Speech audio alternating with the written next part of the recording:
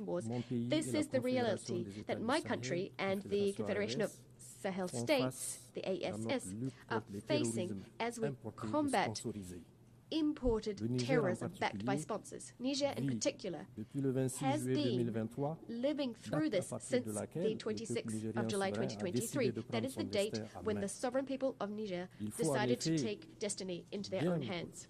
We must grasp the complexity of the tragedy unfurling in the Sahel, the challenges it throws up, the ins and outs. This is necessary to understand not only the game various actors are playing, but also the determination of our people and their governments to fight for victory, to tackle this challenge, regardless of the time and the sacrifice this will require. We will be defending our countries to ensure our survival. We will be defending our territory and our people. Madam President, ladies and gentlemen, the usual narrative states that the situation in the Sahel can be explained away by the fall of the Gaddafi regime in 2011 and the collapse of the Libyan state, which resulted in armed groups being unleashed in our region and large quantities of weapons flowing into that same region. Others might mention the victory of the people of Algeria, a victory over terrorism which they achieved in the 1990s, which, as a result, pushed the conflict to the Sahel as terrorists found refuge in the Sahara and the Sahel. We must add to that the indisputable fact that as Western powers and armies set up shop in the Sahel countries, in Mali, Niger, and Burkina Faso in particular, to supposedly help these countries to combat terrorism, what we actually saw is terrorist phenomena in the region expand and intensify. Furthermore, it is also held up as an indisputable truth that the main leaders of these terrorist movements do not come from the Sahel. It's also necessary to underscore that they have vast logistical means, a specific modus operandi, and exhibit blind, unheard-of violence, which is completely foreign to our geographical and cultural space. Indeed, our countries, throughout our history, have known wars in the name of religion, we've seen rebellions, but we've never seen such bloody, gratuitous, indiscriminate violence on a scale that we're experiencing now. For all of the above reasons, I'm sure you'll agree that this is deliberately imported terrorism that we're facing. Madam President, this is also sponsored terrorism, and this throws up the actual genuine issue of terrorism financing and the destination of all of the resources terrorists have been capturing for over a decade now. How can we understand the fact that terrorists have maintained the war effort over such a long period of time? We must also point out the happy coincidence which saw in Kidal, in Mali, a stronghold for terrorists liberated in the third trimester of 2023, quarter of 2023, at the same time when the French army was leaving the Niger. The government of Niger, much like those of Mali and Burkina Faso, regularly informed international public opinion of the evidence we've collected, evidence of the involvement of a number of foreign powers in the destabilization of the alliance of Sahel states and of the support they're providing to terrorists. Madam President, ladies and gentlemen, speaking from this rostrum, I'd like to condemn the self-avowed support of France to terrorism in Sahel and in particular in Niger. Indeed, since French troops were cast out from Niger in 2023, as announced, the government of France has established a subversive, underhand plan to destabilize my country. It involves sending intelligence to training, funding, and equipping terrorists, unfortunate attempts to create the conditions for inter-ethnic conflicts in Niger and in the Sahel, a disinformation and misinformation campaign to discredit my country, our institutions, our political leaders, and our army. France has also maintained and fueled ongoing political tensions between my country and some of our neighbors. On top of that, we must mention the economic and financial war, an unprecedented war which betrays France's hateful desire to thwart any and all of our development projects by disincentivizing investment and systematically voting against my country in all international financial institutions, whether that be the African Development Bank, the World Bank, or the IMF. Madam President, ladies and gentlemen, what's happening today in our region, in the Sahel, and specifically in Niger, is the result of a number of factors. First, unpaid colonial debts. These debts must be paid off. Our people never forgot the unheard of violence which characterized the colonial occupation. The infamous Voulez Chanoine mission and other military expeditions which stood out because of all the death and the large-scale torture which they unleashed in Terra, in Junju, in Duchi, in Koni, in Tessawa, and in Zinda, and this in a matter of years. In Zinda, as you know, there were even executions. Madam President, ladies and gentlemen, speaking from this august rostrum, my country, Niger, entreats the world's conscience to point out this hostile force which has, since the 19th century, never laid down its arms and which continues to wage total war against my country. Here is evidence of this. In November 2021, in Terra, young demonstrators were assassinated by the French army. The threat of military intervention on the part of ECOWAS has been instrumentalized by France. We must call a spade a spade. The abject terrorism behind which France stands, committing vile crimes in the ASS. For instance, those committed in Fambita on the 21st of March 2025. 44 Muslims were executed in cold blood while they were at Friday prayers. This rostrum also gives me an opportunity to pay a tribute and to think about all of the civilians and the soldiers who gave their lives shot down by the enemy. These crimes remind us of those committed by France in Niger, and this ever since 1899, crimes which remain an open wound on our collective memory. In the name of human rights, I recall the innocent victims of the Central African Mission. I recall cities and villages which were pillaged and set on fire. I recall the carnage in Junju and Lugu. I recall martyr cities, Korenkalgo, where the population was entirely exterminated. In Beni Nkoni, where over 7,000 people were thrown into mass graves. I'm recalling pregnant women eviscerated, their fetuses left for the vultures to claim. I speak on behalf of raped women and hanged little girls. I speak on behalf of men shot dead and members of the resistance decapitated. On behalf of my country, Niger, I solemnly demand that France shoulders its duty of remembrance. To shoulder its duty of remembrance and to recognize its crimes. To recognize its crimes. On this note, General Chani has established a commission of experts, academics, and scientists to study these dark pages in our history and to rewrite the true history of our country, to set the record straight, to speak the truth, to reclaim ownership of our history, and to give back to our great nation its dignity. The pillage of our resources to the detriment of Nigerians and the environment.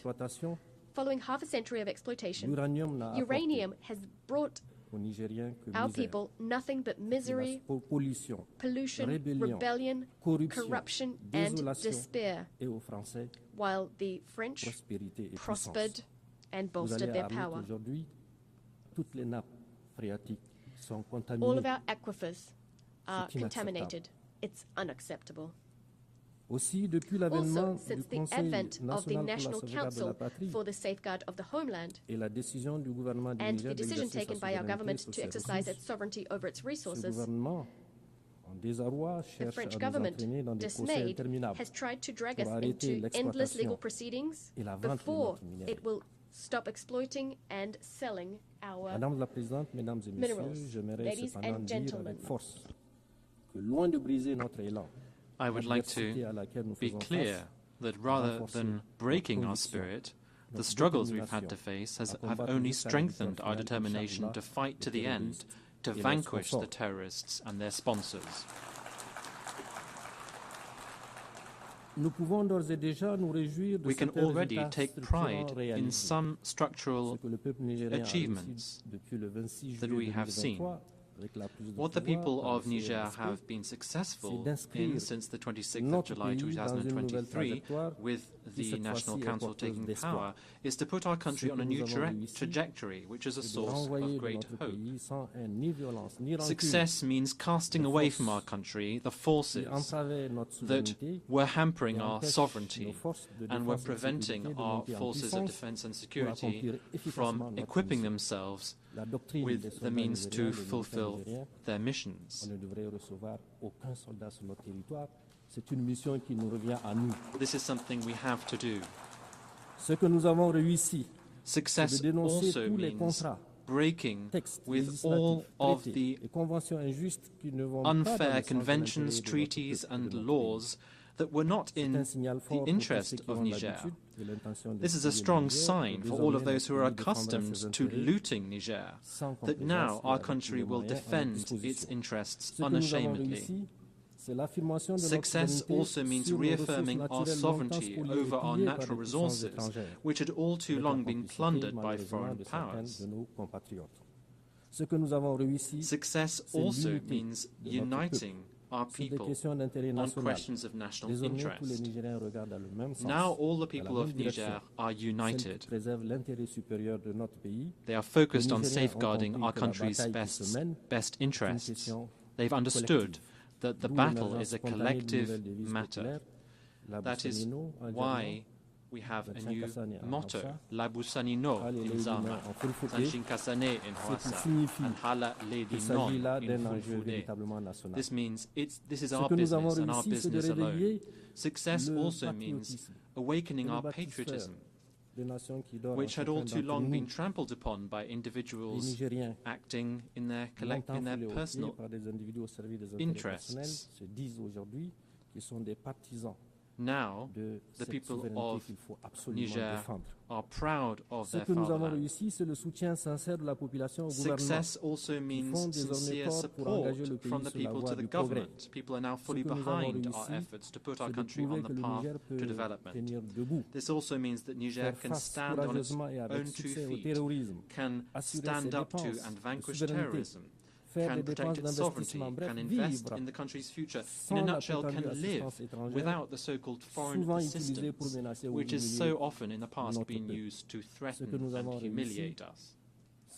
Success also means that for the first time in our country's history, decisions affecting Niger and our people are taken in Niger, by the people of Niger, and in the interest of Niger, and nowhere else.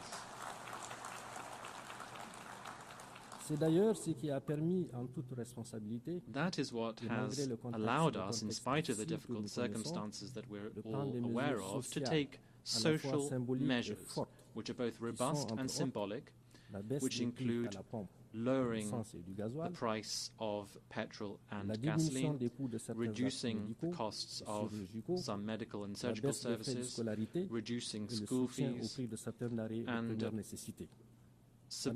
making sure that basic goods are affordable. Madam President, ladies and gentlemen, as you can see, Niger is well on the way to a new model of governance. This approach was built upon in the conference that was held, the national conference held in Niamey from the 15th to the 20th of February this year, which brought together all of the forces of the nation. This led to the adoption of significant recommendations and the drafting of a reform charter for our country.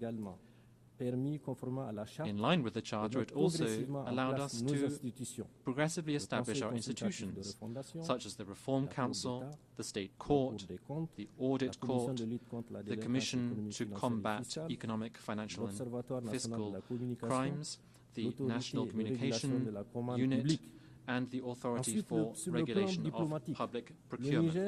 Next, in the diplomatic domain, Niger has not just enlarged its diplomatic relations with many countries and redefined consular positions, but it's also redefined the framework of cooperation with its partners. This is now based on the absolute respect for our sovereignty, our strategic choices, and the legitimate aspirations of our people. Niger is therefore not isolated, far from it. We're also committed to a vast agricultural program to ensure food self-sufficiency for our hard-working people by ensuring that we fully use the thousands of hectares of arable land through large-scale irrigation. The head of state has asked for this to be a reality, and now the results that we've achieved are encouraging. 1 year since we've implemented these measures, for the first time in our recent history, the country has not been through a lean period, the period during which generally we had to request support from the international community. Our ambition is for Niger to have food sovereignty. Inshallah, we will no longer need to ask for support to feed our people. Turning to economics, in spite of the iniquitous sanctions imposed on Niger and the economic blockade supported and financed by France, who are trying to hamper our country, we have courageously kept going with our macroeconomic reforms, and this has led in particular to our taming inflation to minus 0.1% at the end of August of this year. And now we plan to see economic growth of some 7% looking in the period 2025-28. In addition, our budget deficit, which was 5.4% of GDP in 2023, will, we hope, be contained to 3% by the end of this year. And significant efforts have been made to improve our debt profile. Madam President, ladies and gentlemen, now when it comes to the issue of human rights, Niger reaffirms its commitment to the international legal instruments to which it is a party. Nevertheless, we condemn the selective approach used in implementing human rights principles by some countries whose only aim is to harm our state's image. I would also like to clearly say that Niger and all of the Confederation of Sahel states, profoundly committed to respecting human dignity and the flourishing of our people, will not take any human rights lectures from any kind of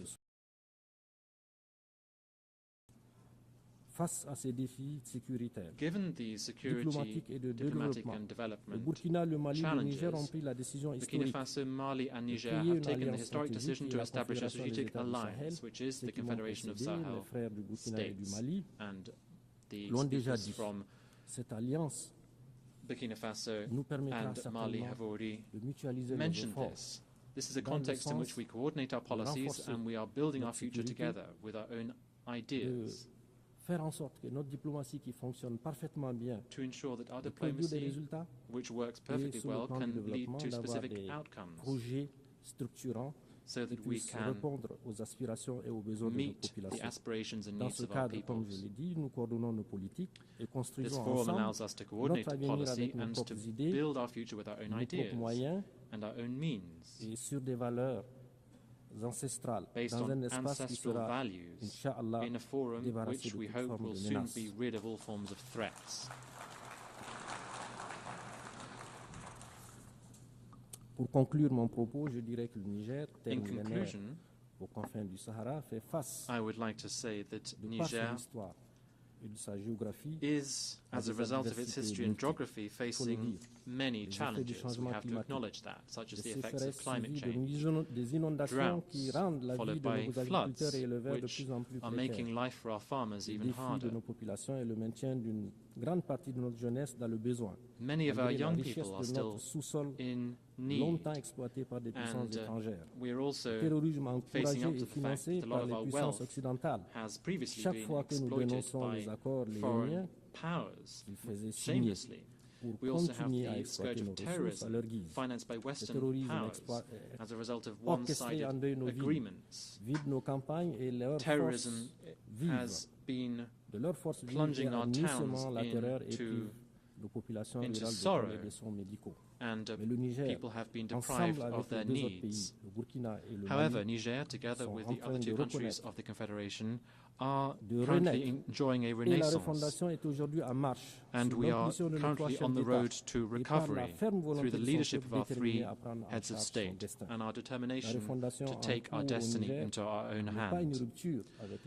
The recovery in Niger is not a break with the international community, it rather just reaffirms our sovereignty, our dignity, and our inalienable right to choose our partnerships for the well-being of our children. Our absolute priority, therefore, remains security. The fight against terrorism that we are engaged in, we are doing it ourselves, for our region, and also for the stability of the entire world, because we understand that we have to be self-sufficient. We can't rely on the UN, this powerless UN, which is hampered by the veto of Western powers. The UN has to be reformed.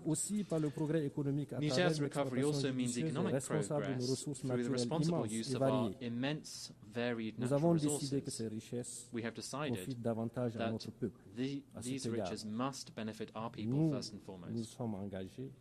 We are committed also to honest governance, and we invite international investors who wish to support us in this. It will be a win-win partnership. We also hold out our hand to all countries in the world who believe in a partnership based on mutual respect, justice and solidarity. This reform also means ensuring food self-sufficiency in our country. Our government is focusing on agroecology and large-scale irrigation, as I have already said. Being self-sufficient remains the watchword of our head of state. Madam President, we still believe in multilateralism as the way to overcome global challenges. However, this must be reformed. It must be more inclusive, and it must be fairer. Africa must have its full place as it is required in international decision-making bodies, including in the Security Council.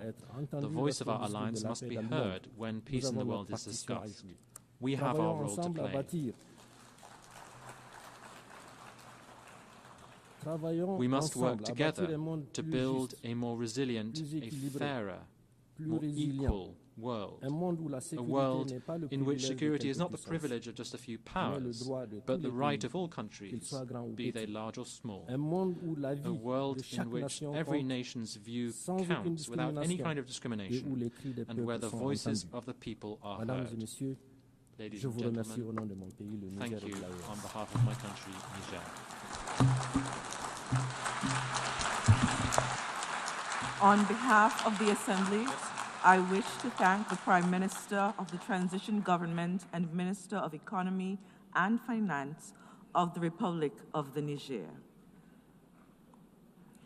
The Assembly will hear an address by His Excellency Sonexay Sifandon, Prime Minister of the Lao People's Democratic Republic. I request protocol to escort His Excellency and invite him to address the Assembly.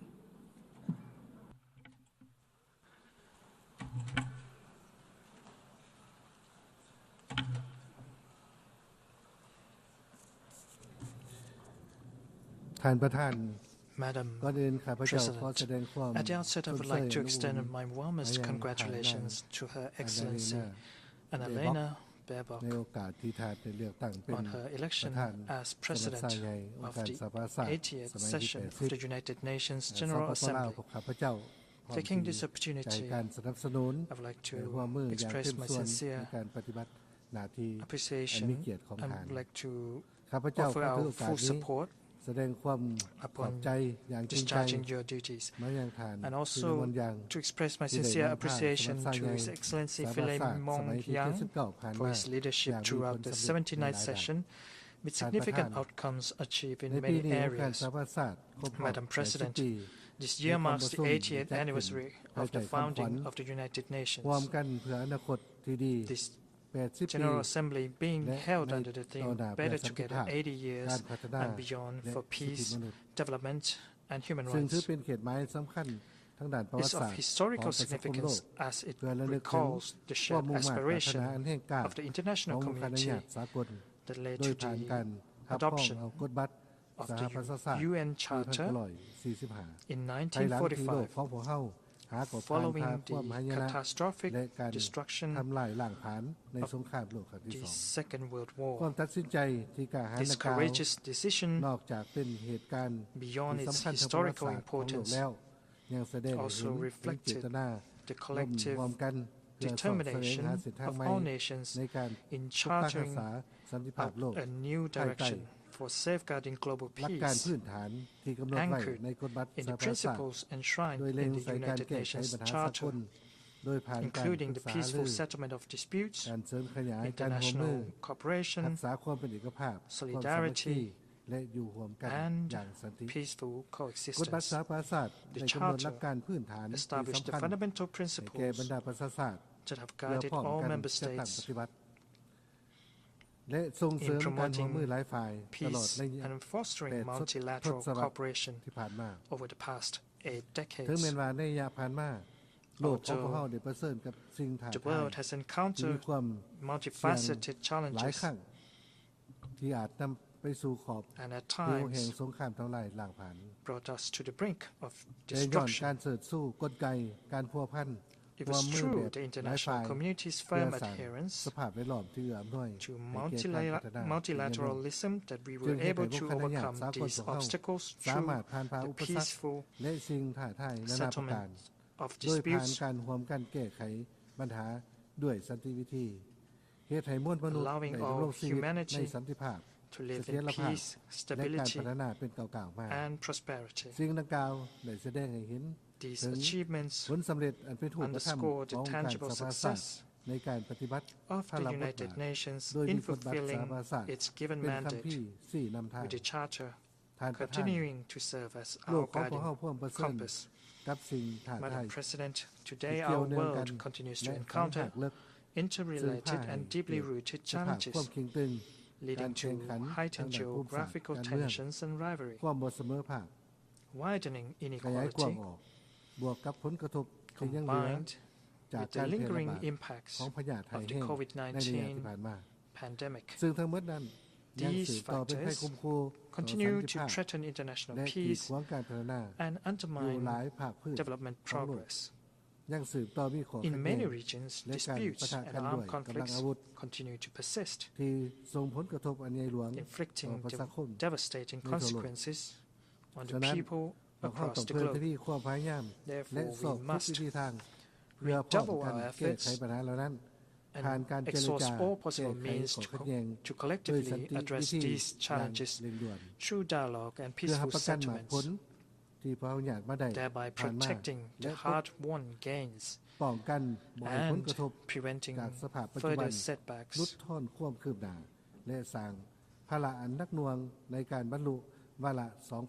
In the implementation of the 2030 Agenda for Sustainable Development. In this context, the Lao PDR supports the UN 80 initiative proposed by the Secretary General, which fully aligns with the emerging opportunities and pressing needs of time. This initiative reflects the international community's continued commitment and aspiration to strengthen the United Nations in addressing the emerging global challenges. I firmly believe that in our ongoing efforts to reform the United Nations, priority must be given to maintaining peace, which is the most essential foundation for advancing sustainable development, ensuring justice and preserving human dignity. At the same time, we must strive to further enhance the effectiveness of the UN's working methods and mechanisms through comprehensive and inclusive reforms. Madam President, the Lao PDR attaches great importance to enhancing its partnership with the United Nations. Over the years, our contributions in various areas as a member state reflect the steadfast commitment to promoting the role of the United Nations and upholding the principles enshrined in the UN Charter. The UN Charter provides the fundamental principles to which every member state must adhere to safeguard global peace and create an environment conducive to sustainable development. Over the past 7 decades, cooperation between the Lao PDR and the United Nations has been gradually expanded.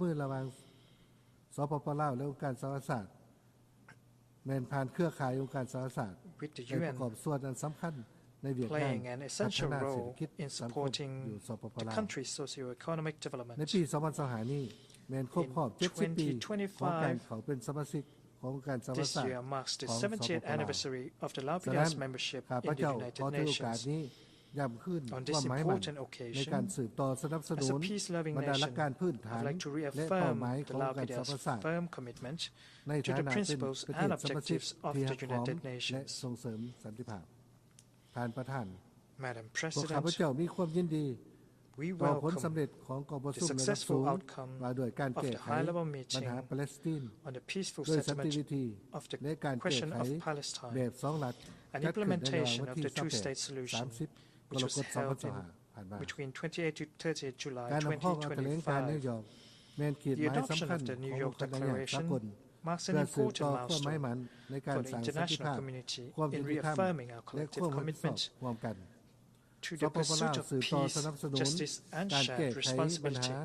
The Lao PDR continues to support the two-state solution with the state of Palestine and Israel living side by side in peace and security in accordance with the relevant UN resolutions.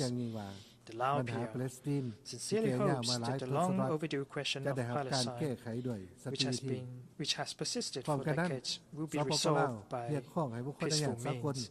On this note, we call on the international community to intensify our efforts to support recovery and reconstruction work for the Palestinian people to return to normalcy.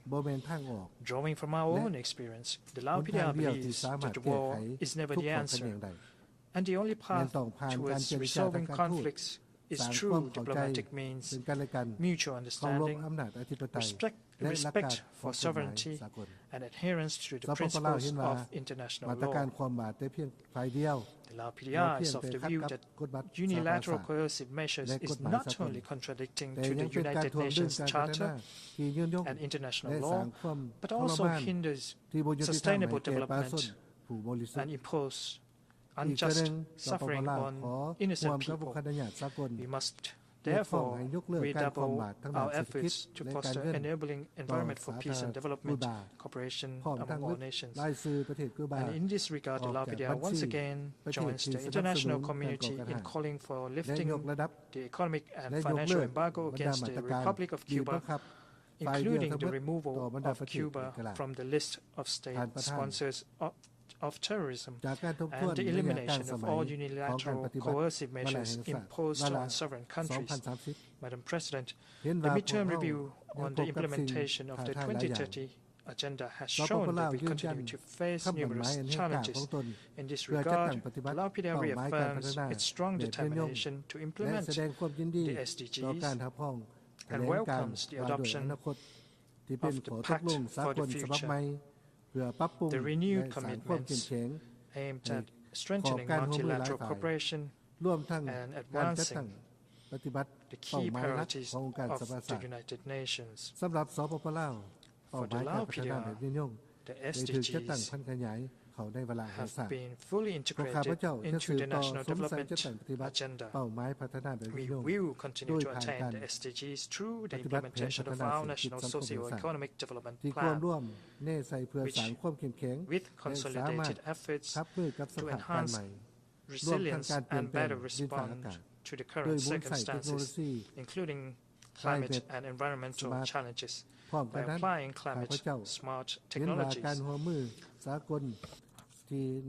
Likewise, we recognize that enhanced international cooperation, as well as access to new technology, innovation, and financial resources remains essential for countries in special situations and the most vulnerable groups.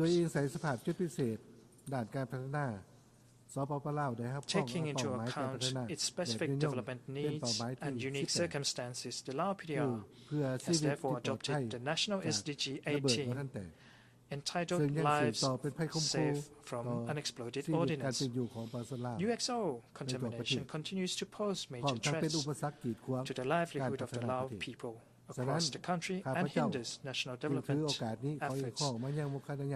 Taking this opportunity, I call upon the international community to increase its support and assistance in addressing the UXO issue, including through the implementation of the International Convention on Cluster Munition,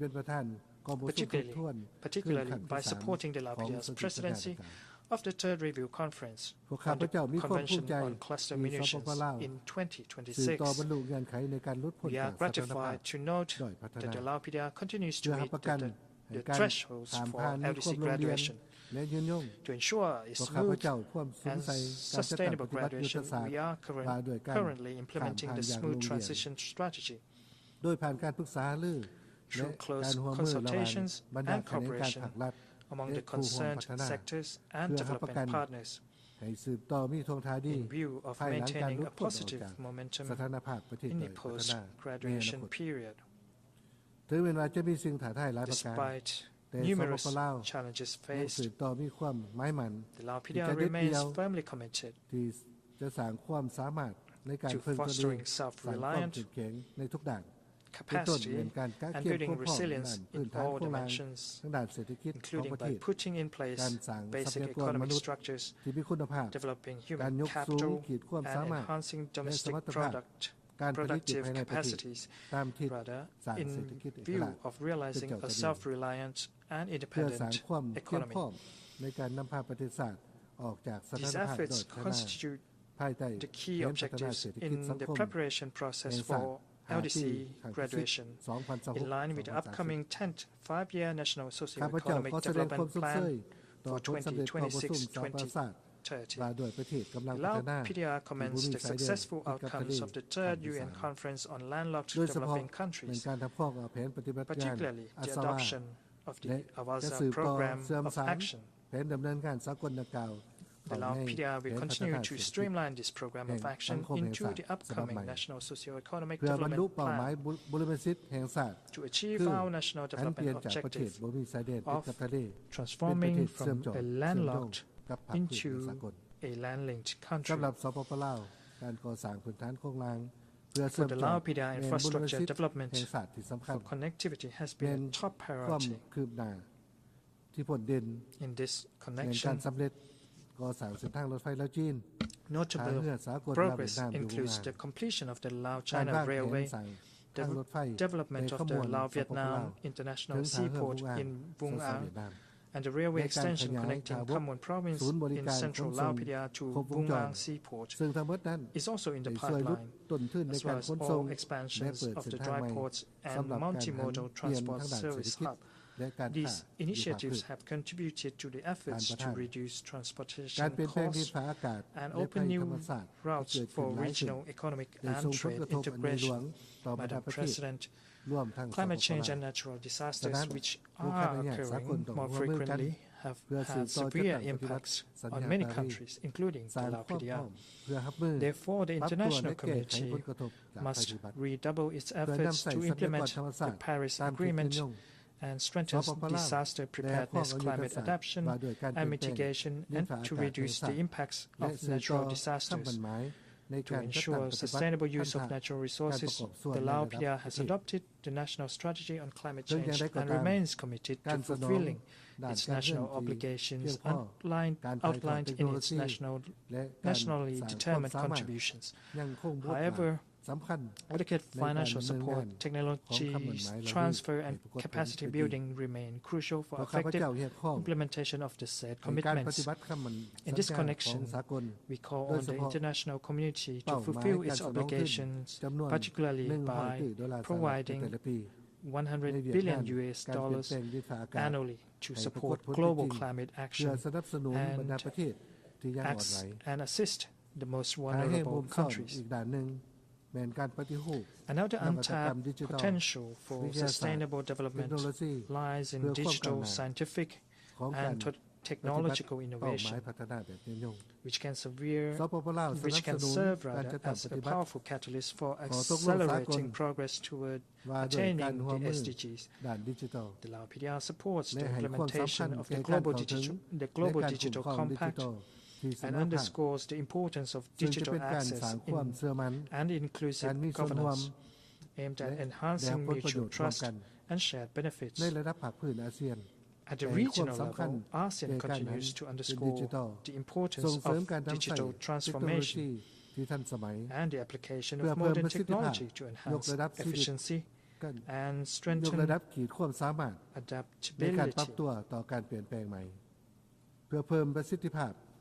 และยกขีดความสามารถในการปรับตัวต่อการเปลี่ยนแปลงปัจจุบันอาเซียนกับพวมเล็งเจรจาสัญญาว่าโดยขอบเขตเศรษฐกิจดิจิทัลให้สำเร็จโดยไวเพื่อเป็นการส่งเสริมให้อาเซียนเป็นเขตเศรษฐกิจดิจิทัลที่นำหน้าสร้างให้มีการเชื่อมต่อกันภายในและเชื่อมต่อกับทั่วโลกที่มีความเข้มแข็ง and enhancing the capacity necessary for addressing the emerging challenges of the modern global economy.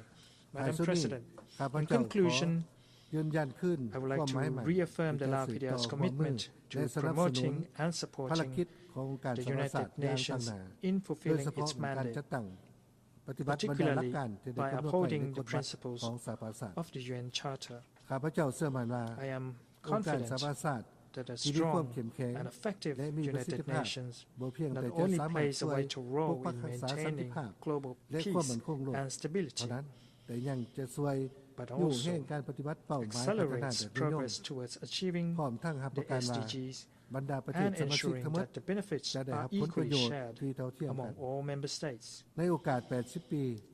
On the occasion of the 80th anniversure of the founding of the United Nations, I am confident that this offers an excellent opportunity for world leaders to discuss and explore all ways and means to safeguard peace and collectively address the challenges facing us today, as well as create a conducive environment in which all humanity can live in peace, security, justice, and prosperity. I thank you.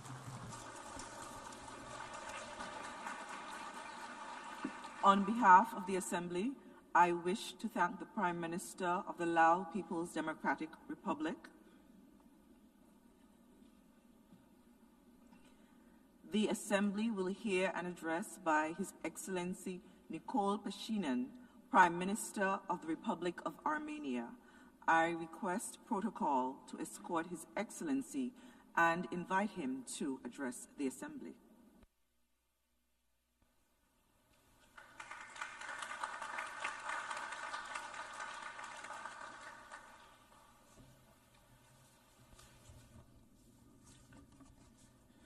Հարգելի նախագահող, ձեր գերազանցություններ, Dear President, Excellencies, dear colleagues, ladies and gentlemen,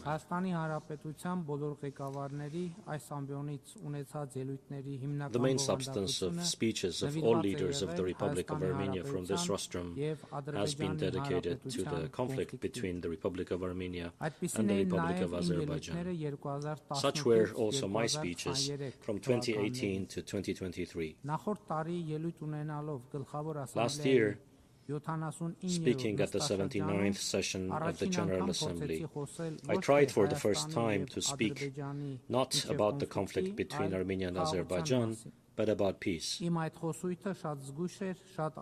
My narrative was very cautious, very uncertain, although at that time already more than 12 kilometers of the Armenia-Azerbaijan interstate border had been demarcated for the first time, and the regulations on the joint activities of the demarcation commissions of the two countries had been signed by the two deputy prime ministers. After my speech, pivotal events have occurred in Armenia-Azerbaijan relations. Firstly,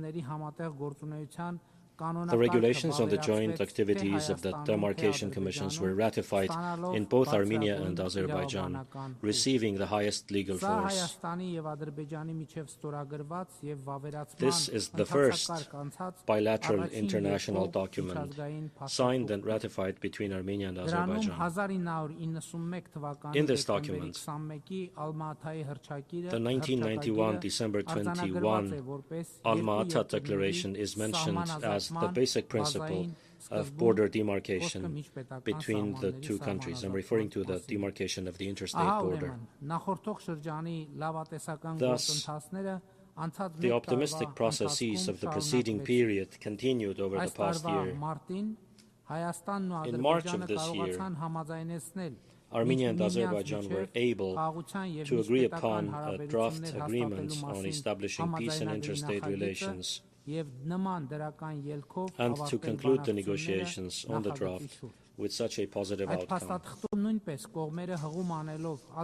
that document, too, the parties, referring to the Alma-Ata Declaration, confirmed their understanding that the borders between the former Soviet Socialist republics of the USSR have become the international borders of the respective independent states, and on this basis, they recognize and respect each other's sovereignty, territorial integrity, inviolability of international borders, and political independence. As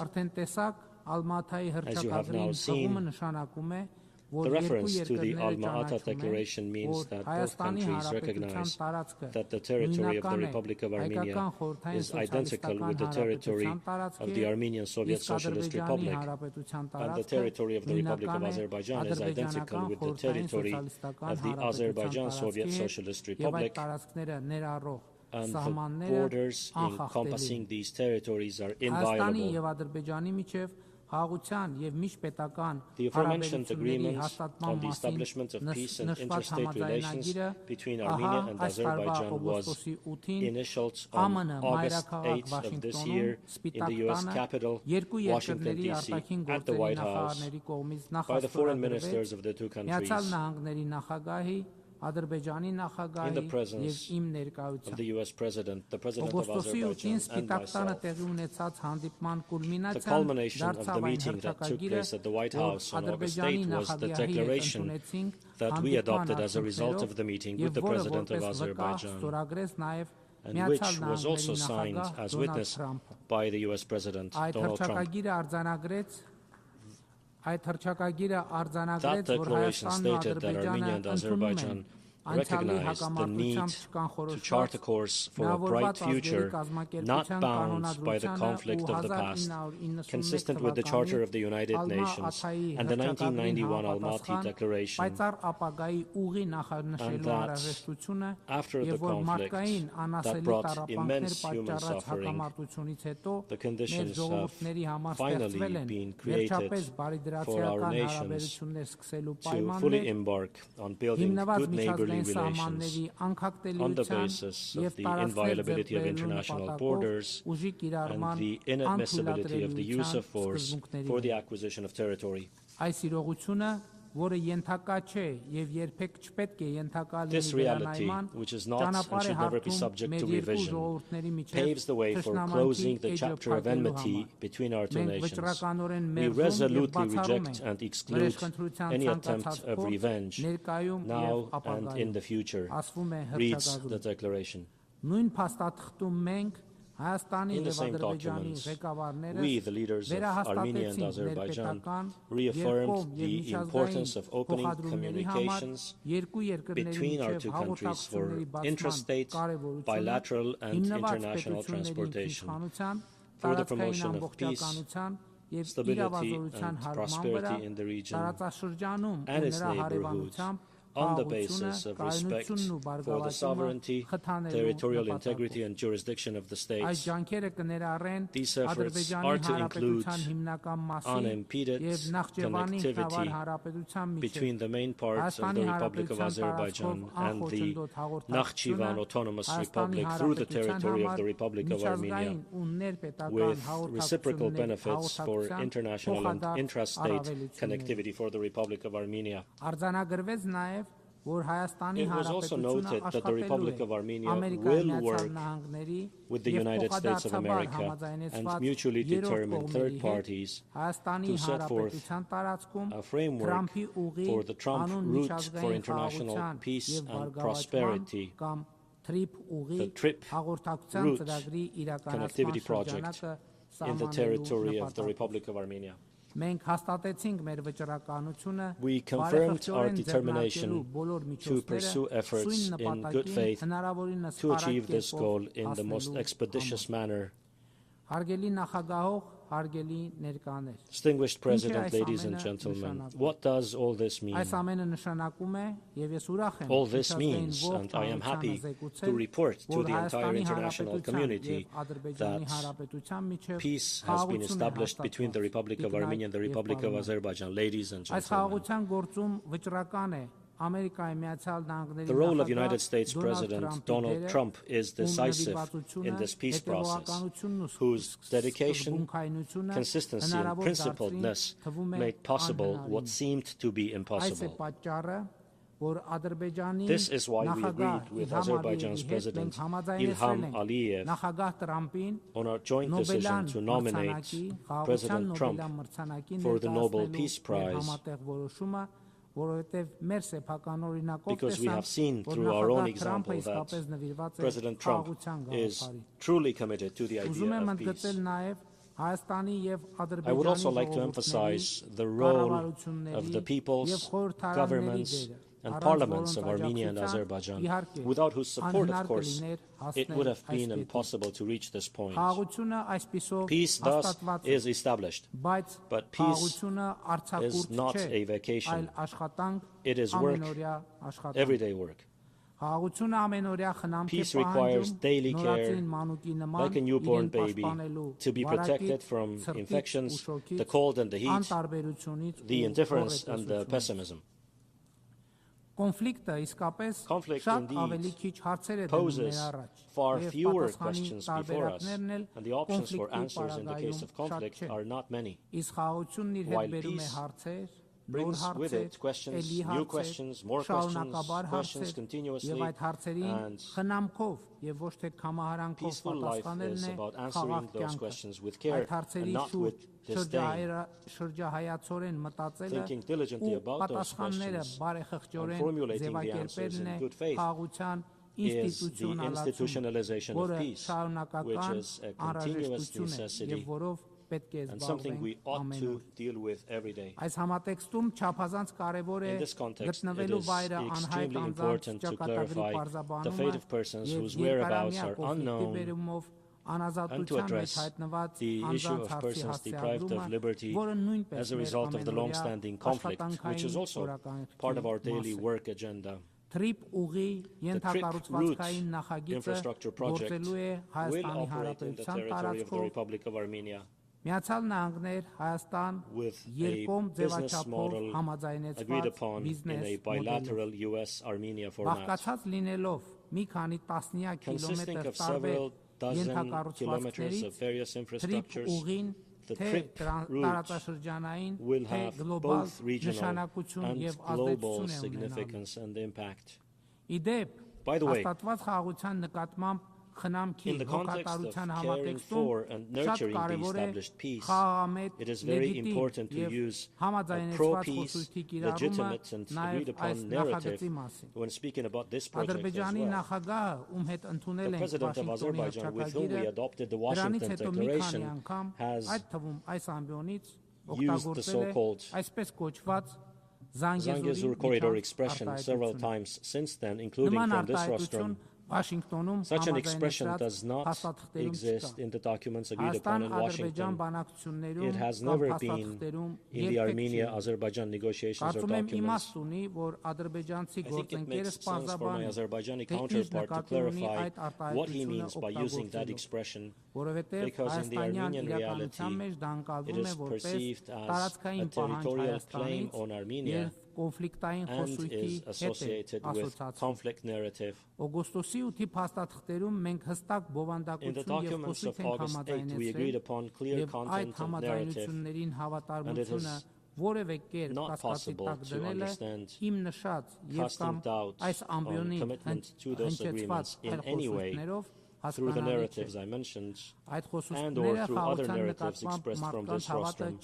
Such narratives do not increase people's faith in peace, nor do they stem from the atmosphere of peace and the agreements reached at the highest level. At various rostrums, the President of Azerbaijan speaks about the alleged capitulation of Armenia. To be frank, I do not understand, in the presence of such a huge positive content achieved through joint hard efforts, why engage aggressive subtexts that are not connected with objective reality? Doesn't peace bring enough joy and satisfaction? To me, for example, it does. What also brings me joy is the fact that the Republic of Armenia is a democratic state that is developing at an impressive pace, independent, sovereign, and building its own future today, a state that does not harbor or spread hatred towards its neighbors or towards anyone. I call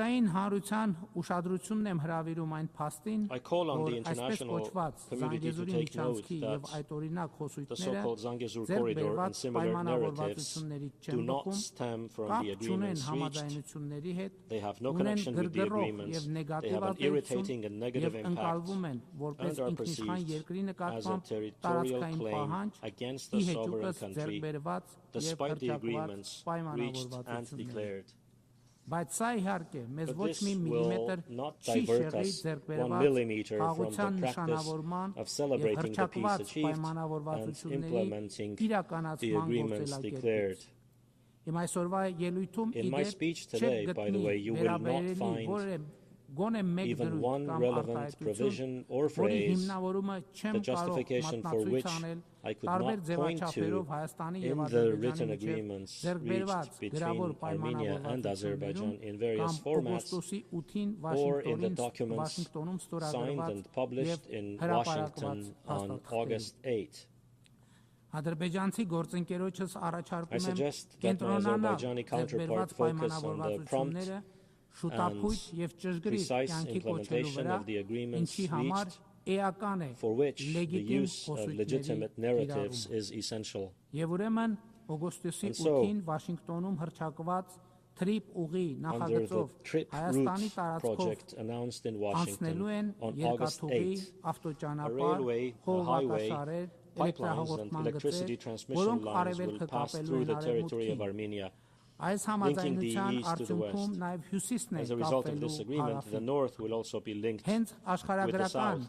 The mere geographic enumeration is enough to conclude that this is an accurate reflection of the Crossroads of Peace project, which I had the opportunity to present from this rostrum. The TRIP Routes Infrastructure Project stems from the Crossroads of Peace program, about the capacity development of which we signed a bilateral memorandum with President Trump on August 8 in Washington. I consider it necessary to note that, in accordance with the Washington Declaration, the opening of communications between Armenia and Azerbaijan for intrastate, bilateral and international transportation will take place on the basis of respect for the sovereignty territorial integrity and jurisdiction of the states.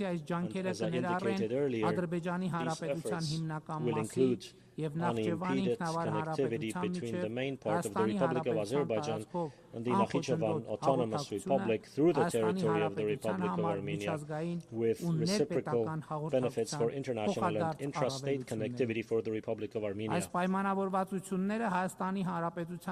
agreements are a good opportunity for the Republic of Armenia to implement state-of-the-art technologies for border, customs and other controls, not only on the trip route, but also at other border crossings, which will comply with the most advanced modern standards. The opening of the Armenia-Turkey border is important for the trip route infrastructure project, meaning the opening of the railway and the highways, with the prospect of developing pipelines, electricity transmission lines and cables. I am pleased to note that in recent years, an unprecedented positive dialogue has been established between Armenia and Turkey. My meetings with President Erdogan are regular, with a continuously growing level of trust.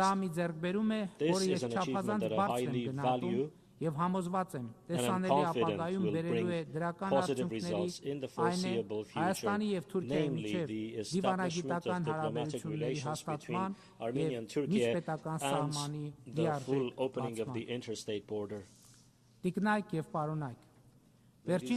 gentlemen, in recent years, the geography of diplomatic relations of the Republic of Armenia has been visibly and pleasantly expanding. During the 30 years of independence, the Republic of Armenia did not have diplomatic relations with Saudi Arabia and Pakistan.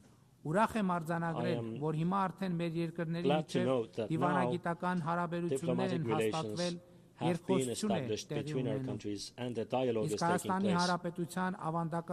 And the traditional ties of the Republic of Armenia are developing noticeably. Our dialogue and brotherhood with the Islamic Republic of Iran and Georgia are becoming more visible.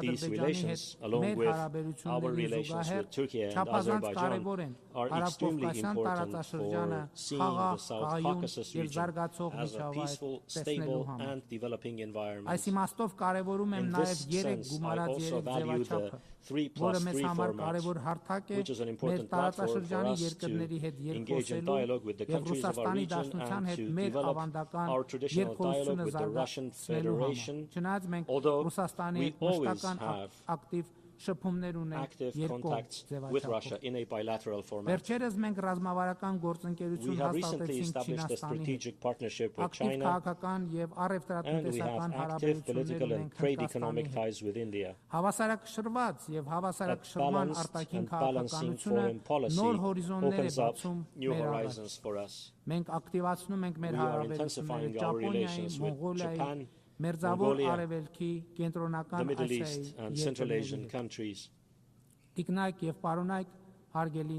Ladies and gentlemen, in March of this year, the National Assembly of the Republic of Armenia adopted the law on initiating the process of Armenia's accession to the European Union, which is of great importance for our agenda. This law is not only the manifestation of our unprecedented high level of relations with the European Union, but also a direct testament to our commitment to democratic values. Many ask when Armenia will become a member of the European Union and how realistic it is. Firstly, 2 of our 4 neighbors are candidate countries for EU membership. And secondly, the law on starting the process of becoming a member of the European Union is above all an incentive for us to consistently continue the democratic reforms. We want to be institutionally and substantively compliant with the EU standards. Short of such compliance, it is impossible to become an EU member. Therefore, when Armenia objectively complies with the standards of the European Union, from that point on we will have two paths. Either we will be accepted into the EU, or we will not be accepted. If they accept us, fine. If they do not, we will have accomplished a very important task set before us. Armenia will be a country that complies with the advanced modern standards. Եվրամիության ստանդարտներին համապատասխանելու մեր ձգտումը ոչ թե աշխարհաքաղաքական, այլ ժողովրդավարական ընտրության հարց է, որովհետև 2018 թվականին Հայաստանում տեղի ունեցած ժողովրդական ոչ բռնի թավշյա հեղափոխությունից ի վեր ժողովրդավարությունը, օրենքի գերակայությունը, մարդու իրավունքները, անկախ դատական համակարգը մեր կողմից որդեգրված են որպես ռազմավարություն։ Ժողովրդավարության ոլորտում մեր ունեցած ձեռքբերումները առավել ինստիտուցիոնալ եւ ժողովրդամետ դարձնելու համար առաջիկայում մենք մտադիր ենք անել հաջորդ քայլը։ 2026 թվականի խորհրդարանական ընտրություններում ժողովրդի մանդատը եւս մեկ անգամ ստանալուց հետո կնախաձեռնենք համաժողովրդական հարաքվե նոր սահմանադրություն ընդունելու համար, որի արդյունքում իշխանության բոլոր ճյուղերը եւ երկրում հաստատված իրավակարգը օրգանական կապով կկապվեն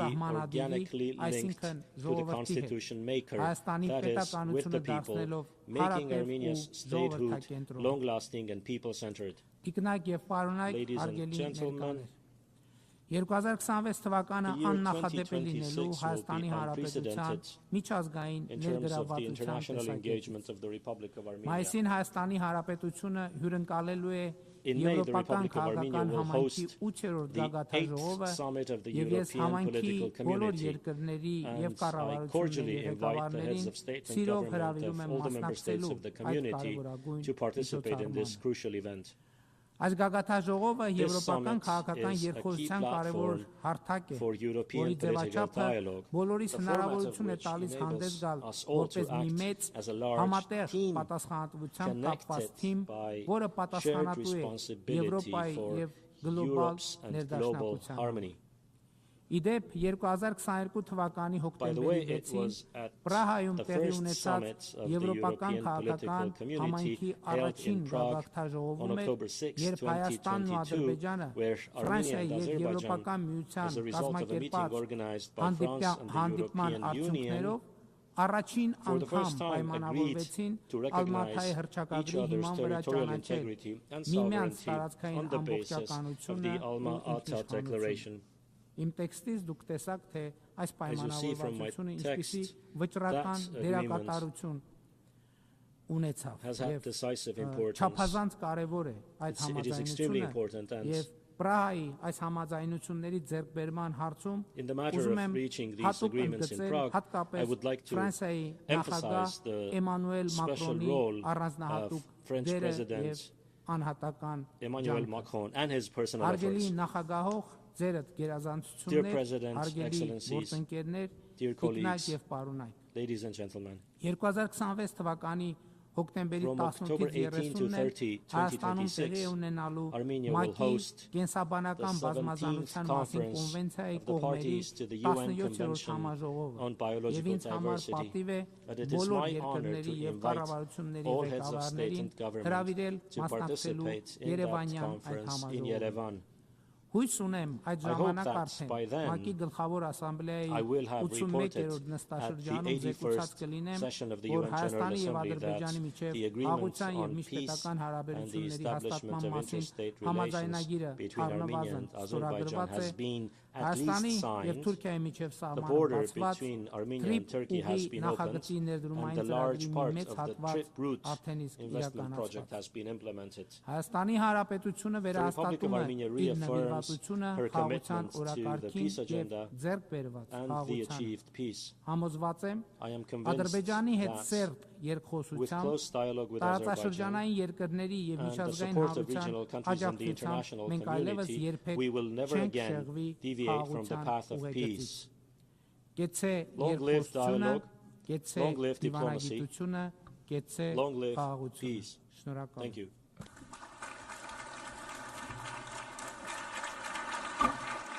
On behalf of the Assembly, I wish to thank the Prime Minister of the Republic of Armenia. I now give the floor to His Excellency Sokan Prak, Deputy Prime Minister, Minister for Foreign Affairs and International Cooperation of Cambodia.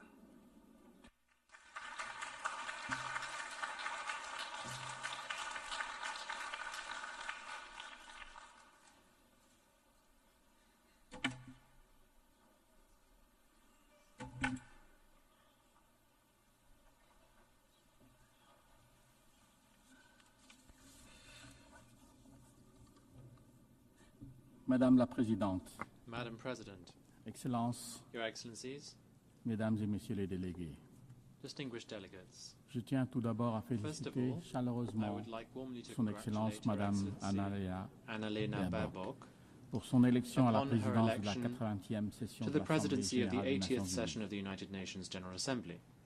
Je félicite I Son would Excellence also Philémon like to Yang congratulate His pour la Excellency ferme Philemon direction Yang dont il a fait preuve for his au cours de la stewardship 79e of the session. 79th session. Le pacte pour l'avenir, The Pact for the Future, adopté au cours de that son was mandat, adopted during his a mandate, trouvé sa place dans le thème de is cette fully année, relevant given the topic mieux for this year, ensemble, Better Together, 80 ans 80 years et plus de and paix, more de for développement peace, et de droits de development and l'homme. human rights. Illustrant l'esprit de This continuité et de illustrates the coopération spirit of qui continuity soutient and cet auguste cooperation that organisme underpins mondial this august pour global rester body une lueur d'espoir pour toute to remain l'humanité. a source of hope for Le all thème of de cette humanity. année n'est pas un simple This year's slogan. theme is not just a slogan. C'est un rappel solennel que It la promesse solemnly de l'ONU reminds us that the ne UN's dure promise que only lorsque nous sommes remains unis, when we act lorsque nous united, cultivons la when solidarité we entre les nations et les work to peuples, achieve solidarity et lorsque between nous nations mesurons and le peoples, succès, and when we measure non pas success uniquement not en just termes in nationaux, national mais terms, en fonction du but in bien-être light commun des of citoyens the du monde. common well-being of citizens Il of y the a world. 8 décennies, 8 decades ago, au lendemain d'une guerre mondiale dévastatrice, after les a nations, devastating global grandes et war, petites, se sont nations unies large and derrière small une vision gathered singulière. together behind La a paix, unique le vision. développement et Peace, la development, dignité and human humaine dignity ne peuvent être can only garantis que be par l'action guaranteed collective.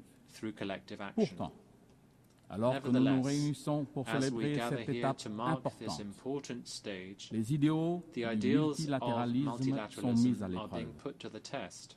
Les divisions géopolitiques Geopolitical sont aggravées. divisions Les have only got rivalités worse. entre de grandes Rivalries puissances between major entravent powers trop souvent all too les often décisions du Conseil de hamper the sécurité, Security Council's decisions. laissant des crises This non leaves many résolues dans de crises nombreuses régions du throughout the monde world unresolved et des millions and de puts vies en millions of danger. lives in danger. Le monde est The maintenant world confronté à la is now dure facing réalité the harsh reality que la force fait le that droit might et makes que l'interdépendance right, and that n'est plus la pierre interdependence is no angulaire longer de la the paix, cornerstone of mais plutôt peace, un but outil rather de a menace tool of et threat de and coercition. coercion.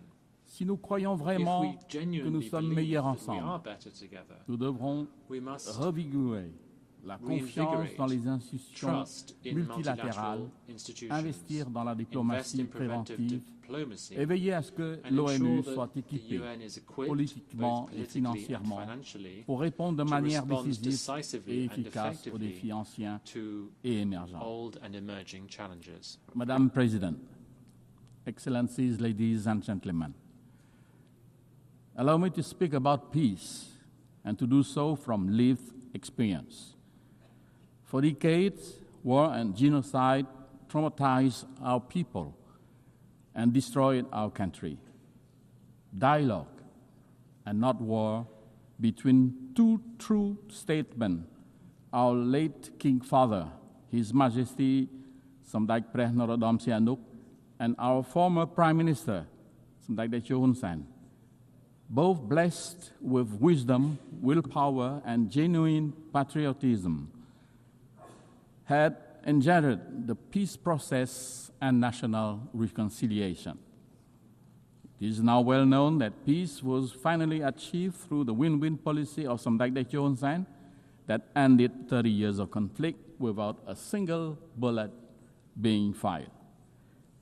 We remain forever grateful to the many countries and to the UN peacekeeping operation that have extended support to Cambodia throughout the peace process. Across our towns and villages, the word "we thank peace" are not mere decoration. They are a daily affirmation that peace in our nation's is our nation's most precious treasure. This peace allows us to rebuild from complete ruin. Before the pandemic, our economy achieved an average annual growth of around 7%, positioning Cambodia to graduate from least developed country status by 2029. Through this development, millions have been lifted out of poverty in the past decades. We are grateful for our partners who are supporting Cambodia towards smooth graduation through, among others, open and inclusive trade. Guided by our pentagonal strategy, Cambodia aligns its development agenda with the Sustainable Development Goals. We officially launched last year the roadmap to achieve the universal health coverage in Cambodia by 2035, and expanding access to quality education, ensuring that our youth are equipped for a changing world. Our women now hold leadership positions in government and private enterprises at unprecedented level, strengthening the fabric of our society.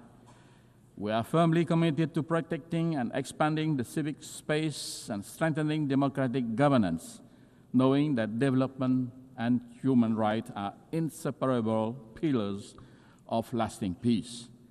On climate action, one of humanity's greatest collective tests, Cambodia has submitted its third nationally determined contribution to the UN FCCC. Last June, we signed the agreement on biodiversity beyond national jurisdiction and already deposited our ratification instrument earlier this month. These steps reflect our belief that environmental stewardship is a global duty and a moral imperative. With complete peace at home, Cambodia has been able to offer our humble contribution to peace building and peacekeeping around the world. From a country once hosting UN peacekeeping mission, Cambodia has become a steadfast contributor to global security. Since 2006, we have deployed over 10,000 peacekeepers, more than 800 of them women, to 10 UN missions across the globe. We have protected civilians, clear landmines, and support rebuilding war-torn communities. We are currently an active member of the UN Peace Building Commission, helping nations emerging from conflict to build institutions and foster reconciliation. Madam President, Excellencies, ladies and gentlemen, Cambodia's transformation embodies the UNGA 80 theme, namely, countries once in need can now become providers of peace and stability for others. It is therefore deeply painful to inform this august assembly that the hard-won peace that we so profoundly cherish and wholeheartedly share around the world is today threatened in our own home, not by internal division like in the past, but border conflict with a neighbor. We are grateful that a ceasefire brokered by US President Donald Trump effectively halted armed clashes that has caused death, injury, and destruction, and the displacement of hundreds of thousands innocent civilians. Like Armenia and Azerbaijan, Cambodia has nominated President Donald Trump for the Nobel Peace Prize for his crucial role in this important step to peace. However, the ceasefire remains very fragile, despite expressed commitment from both countries on the sincerity to strictly comply with the ceasefire terms. to rebuild trust and restore normalcy, and the positive outcome of following meetings hosted and coordinated by Malaysia, the ASEAN chair. But sincerity is only credible, and trust can only flourish when respect with both the letter and the spirit of the agreement matches with real action on the ground. Sadly, continued unilateral move to impose territorial sovereignty from our neighbor, using forces instead of agreed mechanism, unilateral maps instead of internationally recognized ones that were produced in accordance with treaties that bind the two countries, and countless other actions undermine this trust-building and peace effort. Of great concern is the forced eviction of Cambodian civilians and threat to use national law against them, and to evict hundreds more from the lands they have lived in for decades. Such way of territorial control on the segment of the border yet to be demarcated demonstrate a clear disregard, not only for the terms of the ceasefire, but also the mutual agreements on the settlement of border issues. In the process, Cambodia's sovereignty and territorial integrity are violated, and the rights and dignity of many Cambodians infringed. Cambodia has consistently and strictly observed the ceasefire, demonstrating good faith and full transparency in the implementation of its term. We have exercised the utmost restraint, even in the face of repeated incident and provocation. As recently as this morning, there was an unprovoked attack near a sensitive site, following an allegation that our force has opened fire first. We firmly reject such accusation. Our troops have not fired first, nor have they returned fire in retaliation to the provocation, underscoring our commitment to peace. Guided by the same spirit that ended our internal conflict near 3 decades ago, Cambodia reaffirms its call for dialogue and the peaceful settlement of all outstanding issues. We urge strict and sincere adherence to the agreed terms of the ceasefire, full respect for bilateral agreements, and observance of international law, including the Charter of both the United Nations and ASEAN. We earnestly seek the continued support and good offices of the ASEAN Chair and Member State, the Secretary General of the United Nations and relevant UN bodies, as well as leaders around the world, to help de-escalate tension, encourage a peaceful resolution, and prevent any further tragedy. Cambodia is a small nation focused on rebuilding our economy and improving the well-being of our people. We pose no threat to the sovereignty of any country. While we will always safeguard our independence, sovereignty, and territorial integrity, the use of force will only remain a last resort. Cambodia will continue every effort to restore trust and normalcy, to promote harmonious coexistence and good neighborly relations, and to transform border areas into zones of peace, friendship, cooperation, and shared prosperity. Madam President, Excellencies, ladies and gentlemen, to honor the founder's vision and meet today's realities, the United Nations itself must adapt. Cambodia support pragmatic, incremental reform that strengthen the UN effectiveness without undermining the Charter.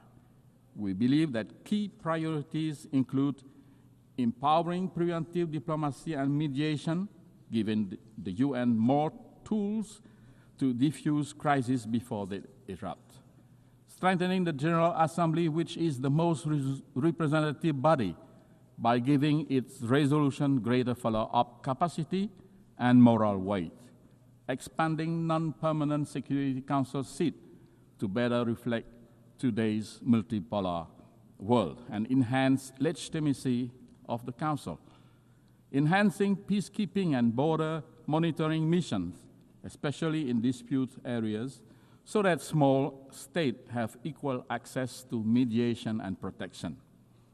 Complementary measures such as funding, technology, and gradual legal adjustment can turn broad reform principles into concrete progress. For countries like Cambodia, the UN greatest strength is not cohesive force, but its moral authority, legitimacy, and convening power, quality that can shield small nations and sustain peace.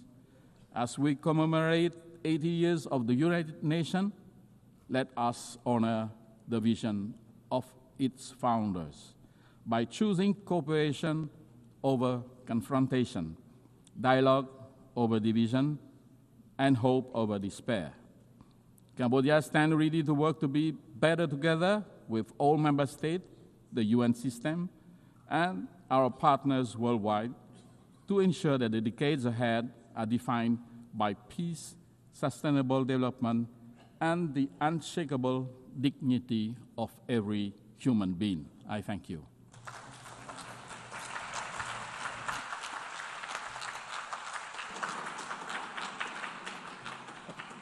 I thank the Deputy Prime Minister, Minister for Foreign Affairs and International Cooperation of Cambodia. I now give the floor to His Excellency Sergei Lavrov, Minister for Foreign Affairs of the Russian Federation.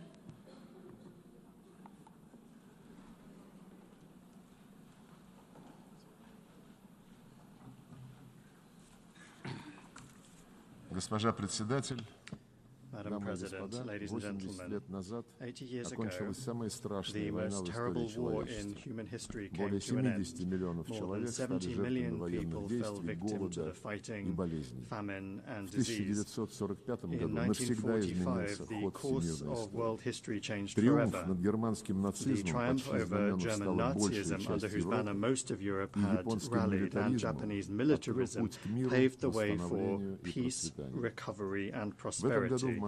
This year, Moscow and Beijing held celebrations devoted to the 9th of May and 3rd of September holidays to mark the victory in the Great Patriotic War and World War II.